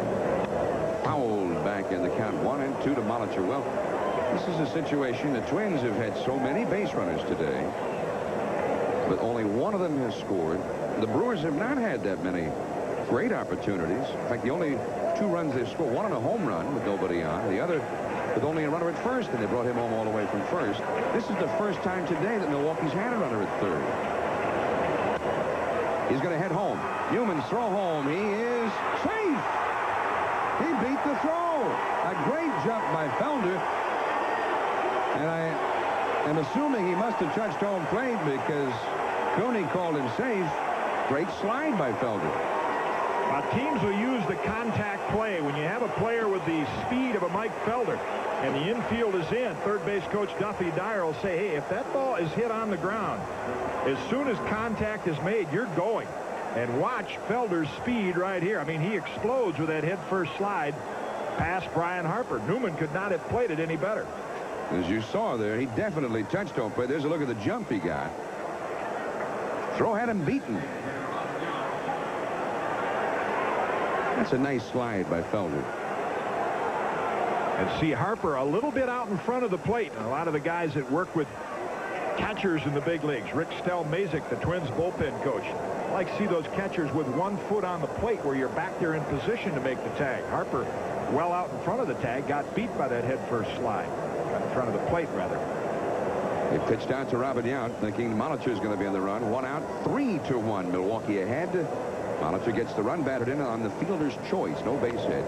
Yount fouls it away. Yount has walked, he has singled, and he's been walked intentionally as the fans Knocked that one around. Felder grabbing the plate, fading away from Harper. I saw just the other night Don Slaughter, the Yankees, save a run by doing just what you're talking about, Jim. Planting the left leg right on the baseline and blocking a runner off the plate. If the throw's offline, that's one thing, but to stay on the plate gives you a chance to make the tag. Yeah, fouls it away. Right now, the American League, Lance Parrish blocks the plate as well as anybody. And he's sort of an immovable object at home plate, too. Nobody wants to crash into Lance Parrish. Steve Shields, you look there at the statistic, just another indicator that he has been roughed up. And he's given up a couple of runs in this ball game. Only one out in the seventh. One on and one in. And the count to Yount, 2-2. Sheffield, the rookie, on deck. You say this season series has been a little bit lopsided? The average score has been about 7-3 in favor of the Milwaukee's. 2-2 the count. Check swing. Ball 3-2. But now, missing with those two pitches, the Brewers get themselves in another good running situation. These guys at the top of the order, Molitor, Yount, and Sheffield, not only with good power, but also great speed. Robin Yount, very tough to strike out. Struck out only about 10% of the time this year. Molitor back to the bag, and the Twins bullpen is going to get busy again. They'd like to have gotten 3-4 innings out of Shields. Yeah, they'd really rather not use Gary Wayne. He's been on a lot of ball games and done a good job lately. There goes Molitor. Grounded to short. Gagney's going to have to throw to first. In time to get Yount, and Molitor on the run and hit easily into second base. Wayne is up in the bullpen. Lee Tummel just called up from Portland on the right there, the right-hander. Juan Berenguer seated along with Francisco Olivares on the Twin bench right there. Berenguer used in last night's ball game, but you're right. Tom Kelly would like to get a couple innings out of Steve Shields and keep from using Wayne and Tummel. Here is Gary Sheffield, the third place hitter. He's popped to short, popped to third, and grounded to second. Swing and a miss. Strike one. Sheffield, only 20 years of age. They feel that he has a great chance to be an outstanding big leaguer. He struggled at times. About a month ago, he held a little impromptu press conference. It was well reported, saying he wanted to be traded. One strike to count to him. Up and in for a ball. He felt that he was being thrown at occasionally and that his pitchers were not defending him by throwing at the other team's hitters. And Tom Tremblehorn, his manager, sided with him a little bit, saying, hey, we haven't been coming inside with our pitchers as much as we should have. Pretty outspoken for a 20-year-old rookie. Bounce to short. Gagney, the one-hand grab on the run, throws out Sheffield. 3-1, though. The Brewers out in front. And now, here's another edition of State Farm Rules of the Game. Rules of the Game, brought to you by State Farm Insurance. Like a good neighbor, State Farm is there. Hi, folks. Doug Harvey, National League umpire. I'm back here again. Today we're talking about a runner in a rundown where he collides with a defensive man, and the runner is an illegal pass. Now, there's a certain way to handle this. I'll be back with you in a minute. We'll discuss this rule. It seems like yesterday the Miller girls were in their strollers. Today things are changing. I'm State Farm Agent Dee Ray. After Shannon and Stephanie came along, the Millers needed our family insurance checkup. I showed them ways they could update their family coverage to cover their bigger family. Like every State Farm agent, I work with a family to help keep their insurance up to date. Keeping up with the girls, that's their job. And like a good neighbor, State Farm is there. Remember what we have now, folks. We have a runner in a rundown. And on the way back, one way or the other, he collides with a defensive ball player. Now, that's called defensive obstruction. What we have to do then is take that runner, give him the next base beyond the last legally touched base he had achieved. That's Rule 706A. You're going to have to look it up. That's today's edition of Rules of the Game, brought to you by State Farm Insurance. Like a good neighbor, State Farm is there.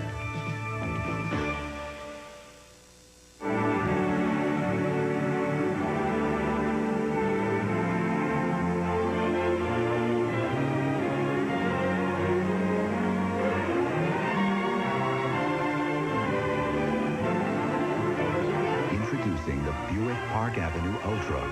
Very few people will ever drive this much automobile.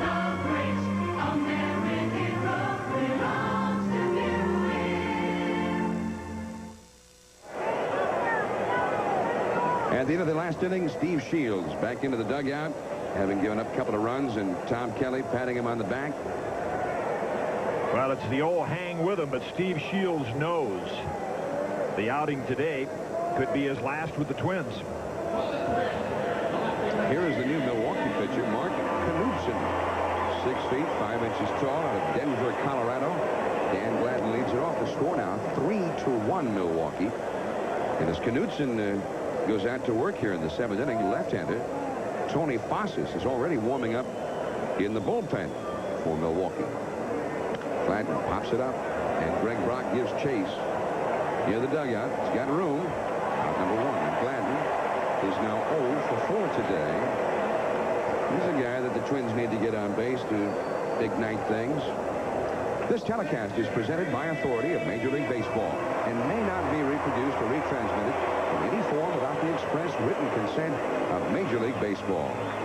John, you're going to see Tom Trebelhorn really piece this game together these last 3 innings with Knudsen. You mentioned left-hander Tony Fossis is up. Tom Kelly has Jim Dwyer on the bench from the left side. He's got Johnny Moses, a switch hitter, so he's going to use Fossis for the lefties. Kirby Puckett, the hitter, foul back to the screen, 0-1. Kirby has doubled and scored the Twins' only run. He has struck out, and he's been walked intentionally. 1 for 2. You know, and he also has the best, what many feel, the best setup man and closer in the American League. Chuck Krim, the right-hander, Dan Plesac, the left-hander, but they've both been used a lot the last couple days. He'd like to limit them to maybe an out or 2 in today's game if needed. In the right center field, Felder hustling over to try and cut it off. Kirby rounding first, going to try for second. Felder juggles, and Kirby will make it.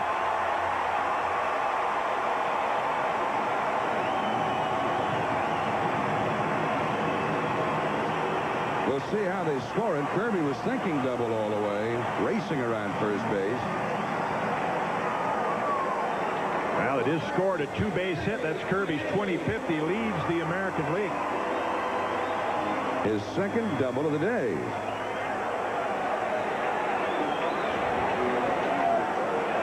See Felder right there flagging it down. A little distraction in the picture. A paper airplane out in center field, but really the Brewers, that was not scored an error, but the Brewers last in the American League in defense this year. Here's Gaetti. The Twins looking for a little offense right now. With the power up, Gaetti today has singled home Puckett back in the first. Since then, he's grounded a third, and in the 5th inning with 2 down and 2 on, he popped out to second.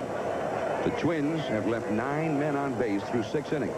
The Brewers, for their part, manufacturing runs now. In the 7th inning, we saw it. A single, a steal, a ground ball, and another ground ball. They got to run home. Made it look so easy. That's ball 2 to Gaetti. Here's that paper airplane as Mike Felder. Now the ball is coming into view. Maybe that did distract him. But you see him really had plenty of chance to field that ball cleanly. That has really been a downfall of the Brewers, handling the baseball when they're in the field. That's a strike. 2-1 to Gaetti. Manager Tom Trebelhorn, as you see the score, 3-1 Milwaukee in the last of the 7th. The Brewers have made more errors than anybody, and Trebelhorn says we just got to resign ourselves to the fact we're going to make more errors than anybody this year, I guess. But it has been perplexing. He thought they'd be better than this defensively. Gaetti foul-tipped that one into Surhoff's glove. 2-2 the count. 1 out and Puckett at second in the 7th inning. I thought that maybe was a note from some adoring fan of Felder's left out there. From one of the cheese heads. We love you, Tiny. But throw to second as soon as you can. Ball 3. 3-2 to Gaetti. Now, this is just what you were talking about earlier, Jim, with Herbeck out of the lineup. On deck is Larkin. Larkin is a decent hitter, but not a power hitter, and he's been very poor left-handed this year. Wide pitch to Gaetti in this spot, who could tie up the ball game with one swing of his bat. There is no Herbeck to protect Gaetti. Exactly. 3-2 the count to Gary. Swings at it, lifts it foul, back out of play. I know some players like a Gary Gaetti, and great hitters through the years like a Stan Musial, Don Mattingly right now with the Yankees. In these kind of spots, they try to enlarge the strike zone a little bit, figuring that their team doesn't need to walk from it. Yeah, I think if it's close, Gary will chase it, but this at bat, he's had more fastballs to hit than I've seen him get in a long time. Knutson kind of pitching Gaetti backwards here. Gaetti's seen so many breaking balls all season. Got the fastball again, went with it deep into right field. That's the short porch. It's gone. It's all tied up.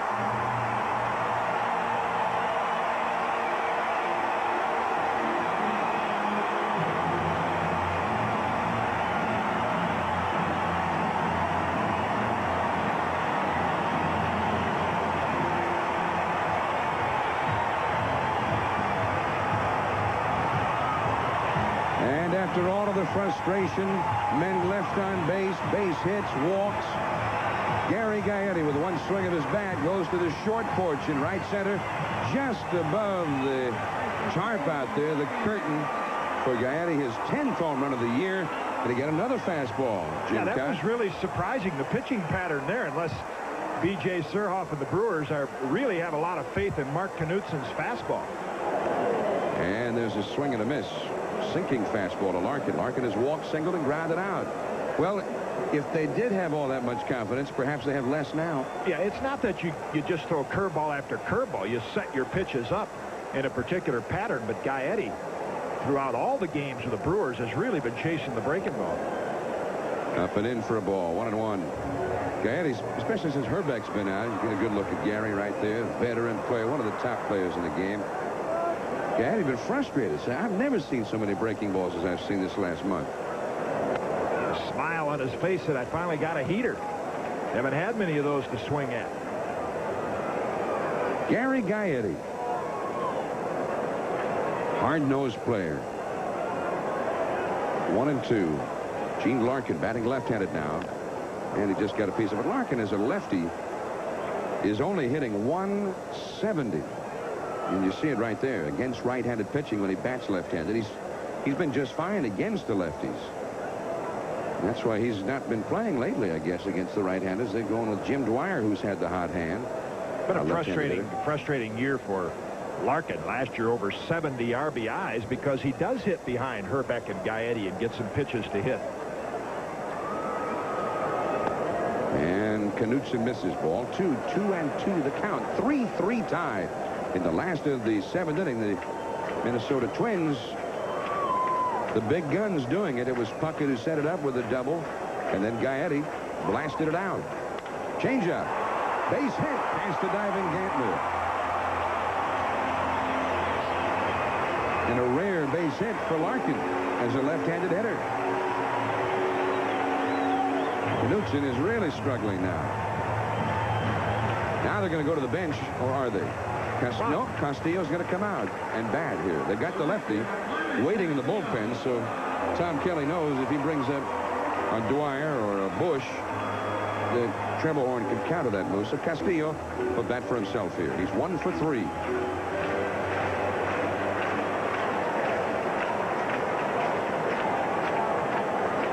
Castillo hitting .297. Knutson, after getting the first hitter, Gladden, has given up a double to Puckett, a homer to Gaetti, and a single to Larkin. Bounces one in there. Knocked down by Surhoff, and that will keep Larkin over at first base. Well, excuse me, John, they don't keep blocks in the stat sheet, you know, for a catcher. We just seem to see so many of them. But that's an important play that kind of gets lost in the box score. Catchers work on it in spring training and during the season. Just get coaches to throw ball after ball in the dirt with different spin on it. And Surhoff, give you an idea what kind of catcher he is right there. Keeps the ball in front of him and keeps the lead run from getting into scoring position. The outfield is backed up for Milwaukee. Brock on the bag at first with Larkin. Big bouncer foul on the third base side. Molitor throws over to second. And Gantner gets kind of tangled up with Larkin. Gantner seems none too happy about it. Larkin going in with a takeout kind of a slide. And all of that happening on a foul ball. And certainly, had it been fair, there's not going to be any chance of a double play in that one.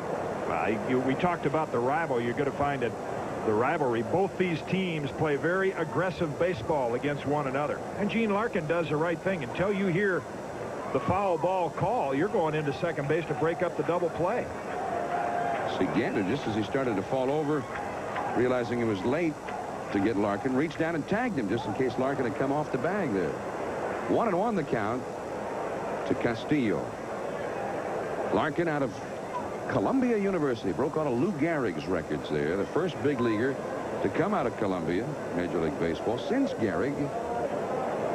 He played a little bit longer at Columbia, played a few more ball games than Gehrig did there. But he hit a lot of home runs there. I guess it wasn't all that tough to hit a home run in that field. But short porch at Columbia? They hit it over the chemistry lab out in right field. 1-2 the count. 2-2. The slider missing badly. Harper, another right-handed hitter, is on deck.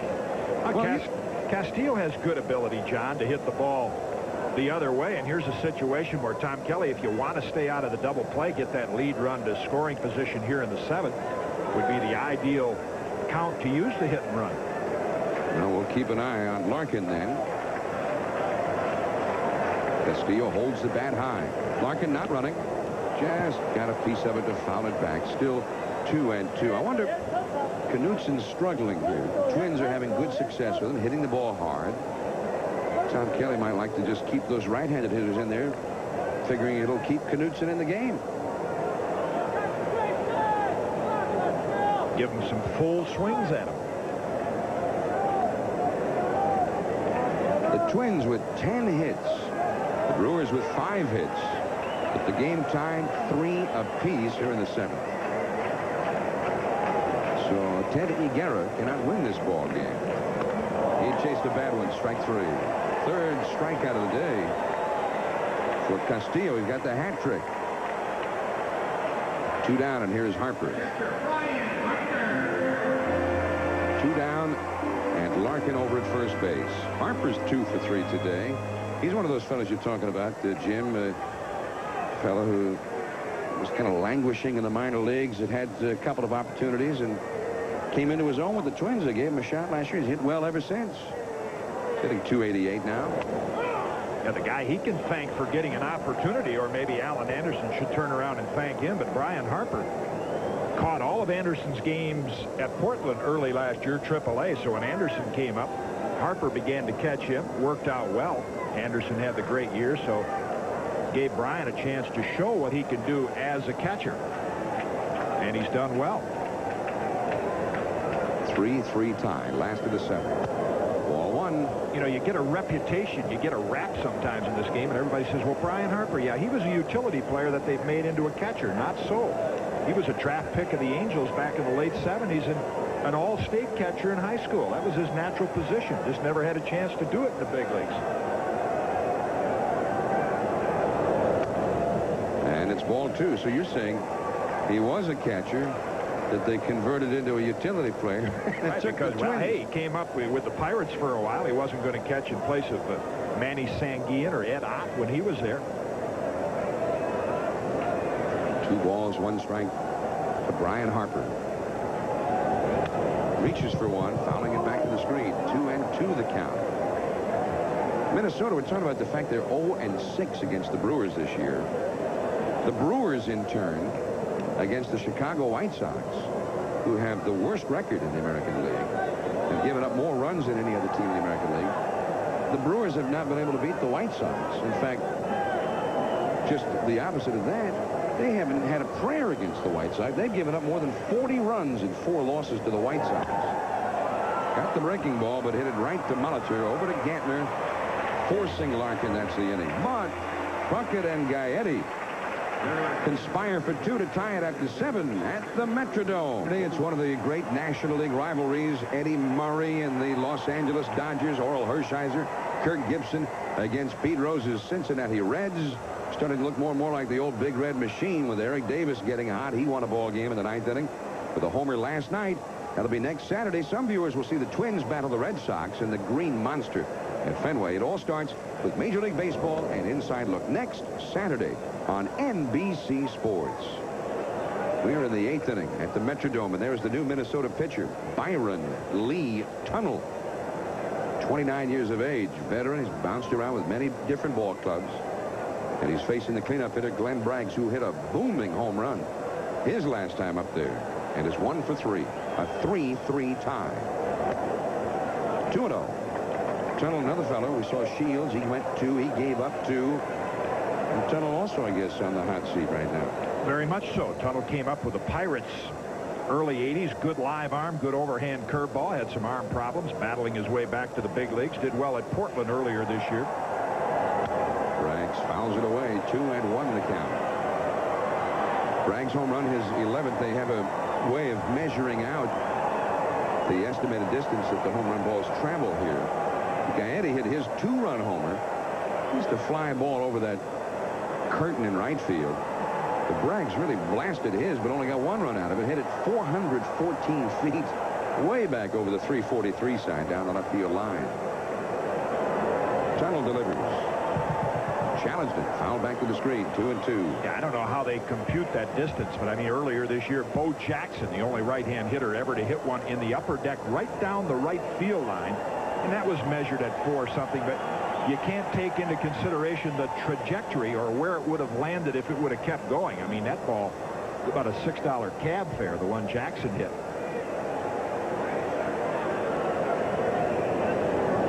There's a high drive deep into left center field. Back goes Puckett. Still going back. Back to the wall. He's got room, and he makes the catch. Braggs gave that one a long ride, but that's not the place to hit it in this ballpark. 1 away. The lead Tunnell. Hey, doesn't matter how you get the out. He got the out. Now, once again, an I mean, that ball was hit well, but deepest part of the ballpark. But I'd say a couple of years ago, that baby's 10 rows up there. Why? Well, I think, first of all, we mentioned earlier, the ball's juiced up a little bit. Back at 87. Why is it that they were never able, in any of those tests they did on the baseballs that year, why were they never able to come up with any laboratory evidence that the ball was juiced up? Here's Greg Brock. Right to Puckett. 2 down. They're hitting the ball pretty well here against Tunnell, but he's got 2 down, nobody on. Yeah, and in answer to your question, I don't really know. I mean, the only yardstick you have is when you go down on the field and you talk to players that play the game every day, and you watch them take batting practice, and you see guys that are 240, 250 singles hitters, not that they're good players, and they're hitting balls out of the ballpark to the opposite field, and all of a sudden players are looking at one another saying, man, what is with that baseball? So whatever the tests show, I don't know. Whitey Herzog is claiming that the new Bill White autographed baseball, at least in the National League, being used this year for the first time, is juiced up. Bill's got a light signature. Very soft handwriting. Here's Rob Deere, and he takes ball 1. Whitey says they just broke out. We're still using baseballs from last year. They just broke out their first boxes of Bill White baseballs. And he says they were jumping. Deere hits it foul, and the count is 1-1. Of course, years ago, and I was a member of the Twins, and they had all the power hitters. We'd go into Chicago, and they did not have power hitters. We'd catch them keeping balls in the freezer, in the icebox. You'd get a ball on the mound, and it'd feel a bit like a snow cone. Keep the ball from jumping. Who did that? Eddie Stanky did that, didn't he? He wouldn't do anything like that, would he? 1-1 the count to Deere. And Tunnell misses ball 2. They got 3 infielders on the left side of second. Only Gene Larkin, the first baseman, remains on the right side. And they'd love for Deere to hit one on the ground, even if it went past those 3 guys. When he gets it airborne, that's when the ball always seems to look like it's juiced up. Here's ball 3, 3-1. Well, Whitey made the comments, apparently, that the new Bill White autographed ball in the National League was juiced up. And coincidentally, I'm sure it's just a coincidence, This came right about the time that the Cubs hit 6 home runs in a game at Busch Stadium, which is the all-time record in that ballpark. No team had ever done that before. Big pitch right here. Rob Deere sitting on a 3-1 fastball. You're going to see an aggressive swing. He got it, but he pops it up. Castillo over in shallow right center. Plenty of room. He's got it. 3 fly ball outs. Lead tunnel sets them down in order. Gagne coming up, 3 Minneapolis. Just a beautiful day outside. It could not be nicer out there. Blue skies over along the Mississippi River. Just a treat to be out there. A lot of picnickers strolling along the banks of the Mississippi, taking advantage of the beautiful park right out in the middle of the river, Nicollet Park. And I'm sure over in Milwaukee, a lot of folks are down by the lakefront. Beautiful lakefront area in Milwaukee. A lot of people will be out tomorrow on Father's Day. Greg Gagne, the hitter, and he takes ball 1. And we, as fathers, Jim and I, would like to wish you and yours a very happy Father's Day, and hope that the family will be able to spend the day together. You might want to, if there's a ball game in your area, head out to the ballpark together. Give Dad a ball game and a day with the family out in the sunshine all at the same time. It'll be the first Father's Day that we'll have a father-son combination playing in the big leagues on Father's Day. Ken Griffey Jr. and Ken Griffey. That's never happened before. The bouncer hit foul. And, of course, in Baltimore tomorrow on Father's Day, they'll have Dad, Cal Ripken, coaching third base, and 2 of his sons playing out there as the double play combination. Cal Jr. at short and Billy over at second. Both of them playing awfully well these days. Cal Sr. fired as manager after only 6 games last year, but they brought him back. He accepted the job, and back coaching third base and teaching. And the Ripkins, and as Steve Wolf said in Sports Illustrated last week, he said, hey, one formula to get back into it: sign as many Ripkins as you can. The Orioles won another one today. They beat Oakland. They've taken 2 out of 3 from Oakland this weekend so far. And all around baseball, people asking how are they doing it? But it really is a completely new ball club from last year. 1-2 the count to Gagne. 2-2. But the Orioles, as strong as their defense has been, we're talking about the Brewers and the troubles they've had. The Orioles have been the antithesis of that. They've played 63 games and made only 26 errors. Gagne fouls it. 2-2 the count. But the other night, as you see Kevin Mitchell with a home run today, the Giants clobbered Cincinnati 8-1 out at Candlestick. The other night, the fog enshrouded Memorial Stadium, and they lost a ball game when Ken Phelps of the Yankees hit a high fly ball that disappeared up into the fog. There wasn't anybody in the place who saw it, and it landed untouched on the warning track. 2 runs scored, the only 2 the Yankees got. They won the ball game 2-1. From the hole, Sheffield going to be tough. Got him. Nice play. Good, strong throw by Sheffield. It's about as tough a play as a shortstop has. Yeah, it's not very often at shortstop that you can bobble the ball and get the runner out. That's the one infield position. You've got to field it cleanly and throw it accurately. But that gives you an idea of the cannon that Gary Sheffield has. And Greg Brock is all good veteran first baseman. Watch Sheffield bobble the ball just a little. Now he's got it and guns it. And Brock is all good veteran first baseman. Get off that bag a little early and get the benefit of the close call. Now the Twins are going to go to the bench. Number 5 is Jim Dwyer, veteran left-handed hitter. Been with a lot of different clubs in his career. He spent the last 8 years, or most of them, with the Baltimore Orioles, where he became the pinch hitter deluxe in these kind of late innings situations. And Dwyer, you look at that batting average, he's been playing a lot more with Kent Herbeck down, and he has really been hot. Yeah, he and Randy Bush have picked up a lot of the slack with Herbeck missing, and the more at bats Dwyer gets, the better he's been. Jim Dwyer, just a fine veteran hitter. And he takes ball 1. He was with the Orioles last year through all of that 21-game losing streak and everything else. And it was real tough on him because he hurt his shoulder and could not play in the field because he couldn't throw the ball. When they started going with young players, the only job he had was as a pinch hitter. And they really needed a pinch hitter because of the way their games were going. And Sheffield cannot hold it. Gantner picks it up, and he'll hold it. like a base hit for sure, and then Sheffield got to it, but then he couldn't hold it. And Dwyer is aboard. Boy, he not only can pick it, but he can sky, too. You can see Sheffield. A little hang time on this one. And just gets a glove. It looked like he had it for a moment. Couldn't regain his balance to make the recovery catch. You might have called him for goaltending in the NBA on that one. That's a base hit for Dwyer, the 11th hit for the Twins. Dwyer on at first, and here's the leadoff man, Albert Dean Newman, batting left-handed now. Right over the middle, base hit. Dwyer to second holding. That took a very big bounce into last as Sheffield went after it, making it impossible for him to get to it.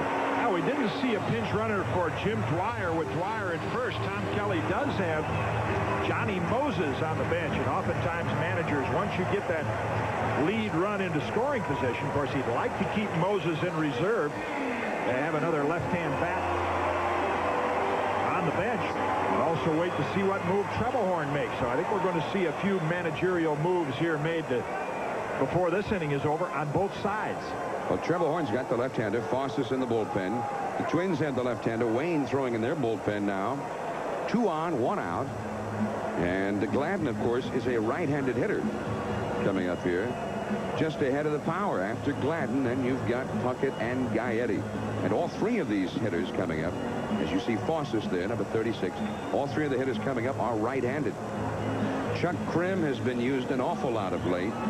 Trebelhorn would like to keep from using him. Of course, the other left-hander that we mentioned that picked up so much of the slack with Ken Herbeck out of the lineup is still on the Twins bench, and that's Randy Bush. We'll not see him till we get down to Carmen Castillo's spot in the lineup. By the way, Jim Dwyer, who started this, there's Dwyer at the bottom of your picture, the runner at second, number 5. Dwyer is now 4 for 14 as a pinch hitter this year. Here's Dan Gladden. He's 0 for 4. The Twins have 12 hits now, but only 3 runs, a 3-3 tie. Slider, ball 1 to Gladden. Gladden was the first man to face Knutson. Knutson started the 7th inning in relief of Higuera. Gladden fouled out to first against him. 0 for 4.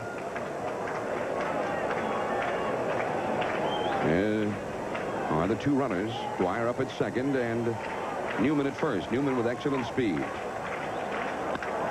Base hit into center field. Here comes Dwyer rounding third, being waved home. Here comes the throw from Felder. Too late. And Minnesota has taken a 4-3 lead.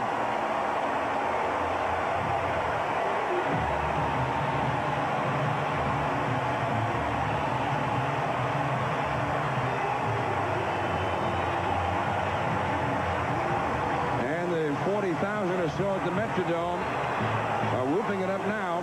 Dan Gladden, after going 0 for 4, gets a very big base hit. Well, we've seen 2 outstanding fastball hitters the Twins have, Gaetti and Gladden.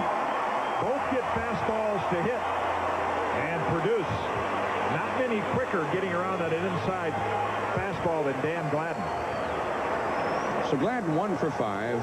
And after a day where the Twins have stranded so many runners, Gladden gets his first hit in a clutch spot in the 8th. Now, here comes the power. Puckett, then Gaetti. The Twins trying to extend their lead. Pickoff play, but Newman back in ahead of the tag by Gary Sheffield. Newman stopping at second after that base hit by Dan Gladden. 3 consecutive hits for the Twins. They lead 4-3 with 13 hits. Here's Kirby Puckett. He's had 2 hits, been walked once. He's 2 for 3. Both of his hits have been doubles, including a double against Knutson. Ball 1, very high. Now Jeff Reardon will get up. The stopper, the ace of the Minnesota bullpen. Now they have the lead, and that's when you'll see Reardon in a ballgame. There he is.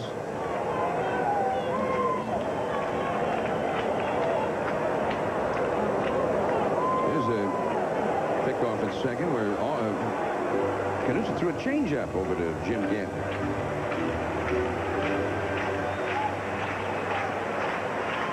One at 0 to Puckett. Kirby Puckett. He's a fine hitter, but he's particularly outstanding in this ballpark. Little bouncer. Slowly hit towards short. Tough play. Too late at second base. Dan Gladden, with great hustle, beats the throw to Gantner, and the bases are loaded for Gary Gaetti. Kirby gets the base hit. He gets a few of those in this ballpark. Turf hit, little bouncer, takes the big bounces on the turn. Well, he had the middle infielders playing in at double play depth, so Sheffield had a little farther to go to get to that ball, and I really give a lot of credit right here to Dan Gladden's hustle. That's what gets Kirby Puckett an infield hit. Without Gladden hustling into second base, he's going to call himself safe. He knows he's in there.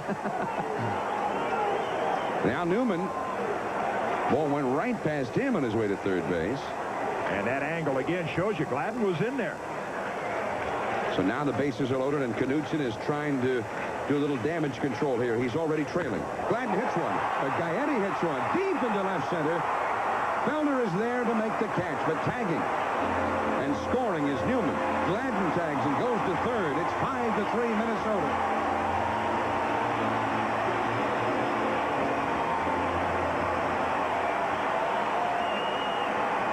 Gaetti, who had homered the last time he faced Knudsen, to right center.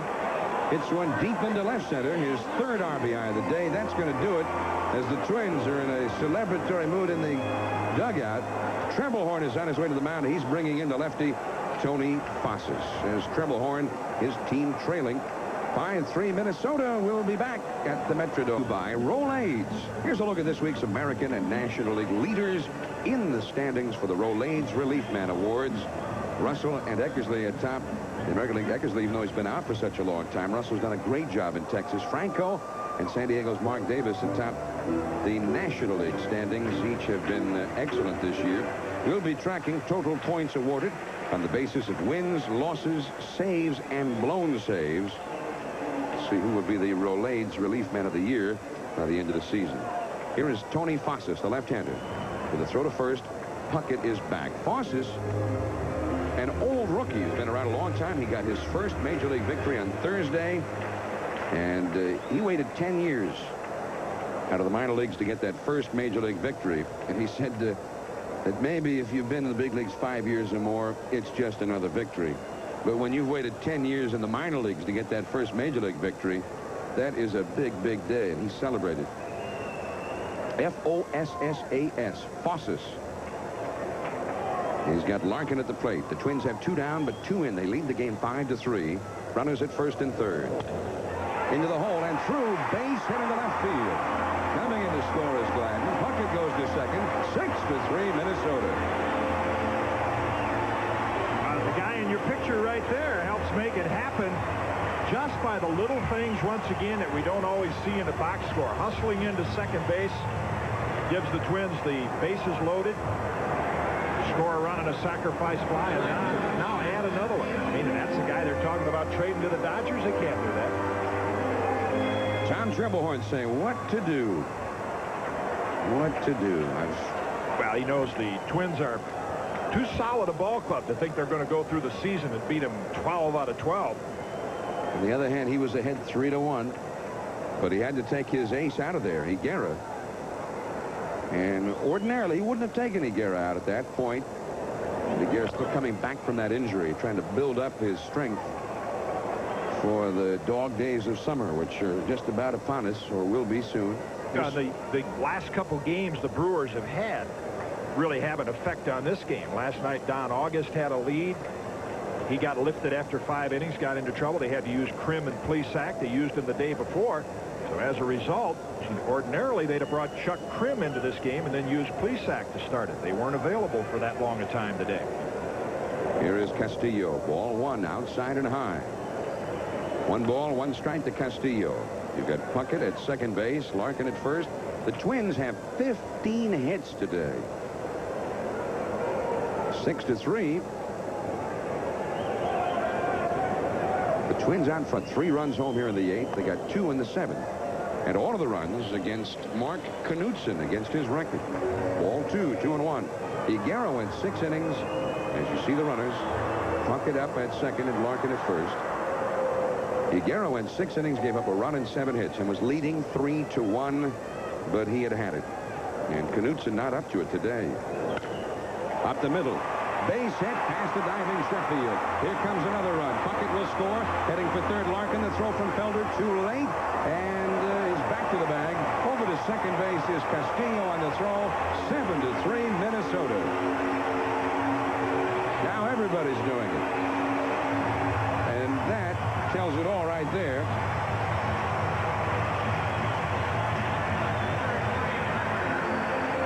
Tom Kelly can change his bullpen plans. He had Jeff Reardon up and throwing, ready to come in and save this game when it was a 1-run lead. Now it's a 4-run lead. Gary Wayne, the left-hander. With the bottom of the Brewers order due up in the 9th, Wayne up and throwing, Reardon back down. The 9th man to bat this inning. Brian Harper comes up. He is 2 for 4. Runners at second and third, 2 down. 7-3 Twins. Curve fouled off to the right and back out of play. 0-1 the count to Harper. 16 hits for the Twins with their 7 runs. Milwaukee with 5 hits and 3 runs. In a way, it was like bound to happen, I guess, that the Twins would bust loose as many opportunities as they had earlier. Right center field. Can Felder get to it? Yes, he can. Well, hanging up nicely for him. The inning is finally over. 9 men bat. 4 of them score. 2 stranded. At the end of 8, 7-3 the Twins. John Miller and Jim Codd with you at the Metrodome. 9th inning. John Moses in to play right field for Minnesota, replacing Carmen Castillo. And the new pitcher is the rookie left-hander Gary Wayne instead of the ace right-hander Jeff Reardon. When it got to be 4-3, Reardon started to warm up, but once the save situation didn't exist, the ball is given to Gary Wayne. And 2 of the 3 Brewers hitters due up in this inning, the first 3 anyway, are left-handed hitters. This is the first, B.J. Surhoff. Felder a switch hitter to follow, then Gantner a lefty is due. The pitch is a called strike. 1-1. Gary Wayne, very unorthodox looking delivery. Yeah, he looks like he's going to throw the ball into the on-deck circle there on the first base side. He's pointed toward the first base foul line, which makes it tough for the lefty to pick up the ball. There's a called strike. Why does he do that? He kicks the leg out front and kind of detours it there for a minute. First of all, you know all left-handers are a little different. Do things a little bit weird. Unorthodox, whatever term you want to use. Well, not this unorthodox. I've seen left-handers, Jim, who don't do that. Well, there are some, but a lot of left-handers throw what you use the term throw across their body. Watch his front leg will come toward first base. And then somewhere out of the right center field stands is where the ball comes to the hitter. Does that throw a hitter, you think? Oh, yeah. He's been very effective on left-hand hitters. His only problem has been what we're in right now, 3-2. Has not been able to consistently throw strikes. 3-2 the count to Surhoff. Down the right field line, that's going to be extra bases. Surhoff around first on his way to second as Moses throws back in. A double for Surhoff. So, no way can you walk the leadoff hitter when you're up by 4. Surhoff got a pitch to hit, and he was right on it. His first hit of the game. Yeah, and Gary Wayne, Tom Kelly showed great patience with Gary Wayne early in the year. They drafted him off from the Montreal Expos organization in a position where they had to keep him or return him to the Expos. They couldn't send him to AAA. He had some rough outings early in the year. Kelly stayed with him, and he's really pitched well lately. When he gets ahead of hitters, he has a good breaking ball to polish him off with. Here's Felder, switch hitter, now batting right-handed.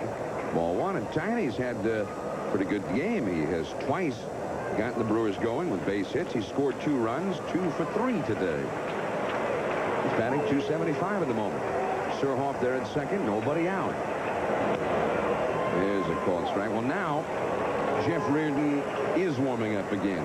Yeah, and relief pitchers don't like to do that. They've learned to overcome it. But once you get up and you're physically and mentally ready to come in the game, and then you're asked to sit back down, it's a little different situation, a little more of a challenge to get back up there, both physically and mentally. Felder bluffs the bunt.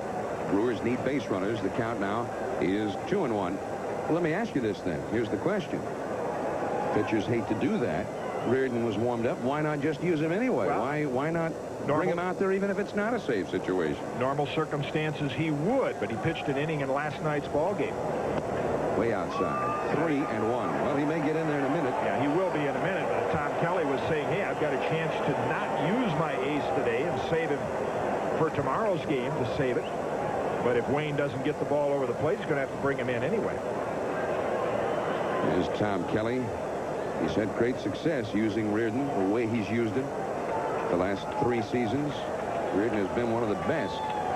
3-1 and a strike. 3-2. Felder didn't think so. Well, we saw it with Joe Brinkman behind the plate last night, the home plate umpire, and now Terry Cooney today. A very slow, delayed call, unenthusiastic call. And sometimes a hitter waits for the call, starts toward first base, not really trying to show the umpire up. Full count. Let's see if Larkin can get to it. Near the dugout. And he disappeared. I guess he got it. Yes, he did. Crowd over on the third base side, the left field side. They saw it. They started to cheer. Nice play by Gene Larkin. Our catchers and first basemen, infielders, when they get near that dugout, this is what their reflexes tell them to do. Slide like they're sliding into base. Nice catch by Larkin. Might have a little turf burn when he gets into the clubhouse, but he'll accept that for the out. The warning track over there is plastic. There's no dirt over there. There's a called strike into the left-handed hitting Jim Gantner. 1 out.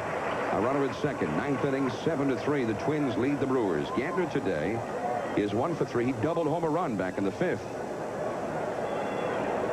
Surhoff, number 5, over there at second base. That breaking ball is in the dirt.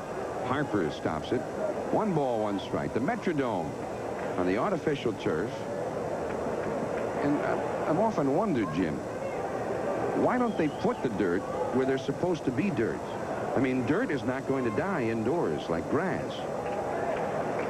Tried it in the Astrodome and as well as Busch Stadium for a couple years. Had the dirt infield, the base paths. 1-1 the count. And the slider in there for a called strike 2. Monitor is on deck. But the infield is painted on as if this is just a gigantic game board. There's little boxes of dirt around the bases, but you can see there they paint the rest of it on. Why not just put dirt out there? Why not just break down and buy some dirt and get rid of some of that turf and put dirt where there's supposed to be dirt?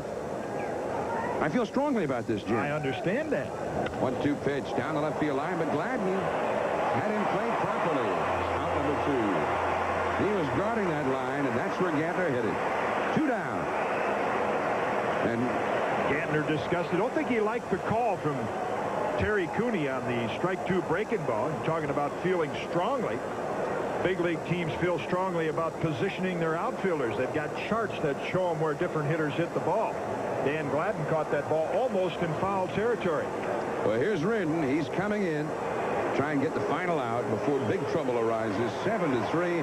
2 down. Monitor coming up. Reardon coming in. We'll be back. Jeff Reardon throwing a strike on a breaking ball to Paul Monitor. This is not a save situation. There would have to be 1 more base runner out there for it to be a save situation. So Reardon cannot add to his total of saves. Monitor is strike 2. He foul-tipped it. Reardon brought in to try and get the final out. Shouldn't take too much out of his arm if he can retire Monitor without having to go through the lineup a ways here. They just need the 1 out. He's been hot lately. He was really struggling early on. Too high. 1-2. And the Brewers are the team that got him struggling. A very dramatic 2-run homer that Rob Deere hit off him early in the year. So this is a pleasant opportunity for Jeff Reardon and the Twins. They haven't had this chance very often this year. And Gagne gets it. Going to have to hurry. In time, the ball game is over. And for the first time in 7 tries, the Minnesota Twins emerge victorious against their regional arch rival, the Milwaukee Brewers. 7-3. They had to come from behind to do it. And the series is now even at a game apiece. Reardon wraps it up, and he was able to do it rather easily. He threw only 4 pitches to get the victory for Lee Tunnell.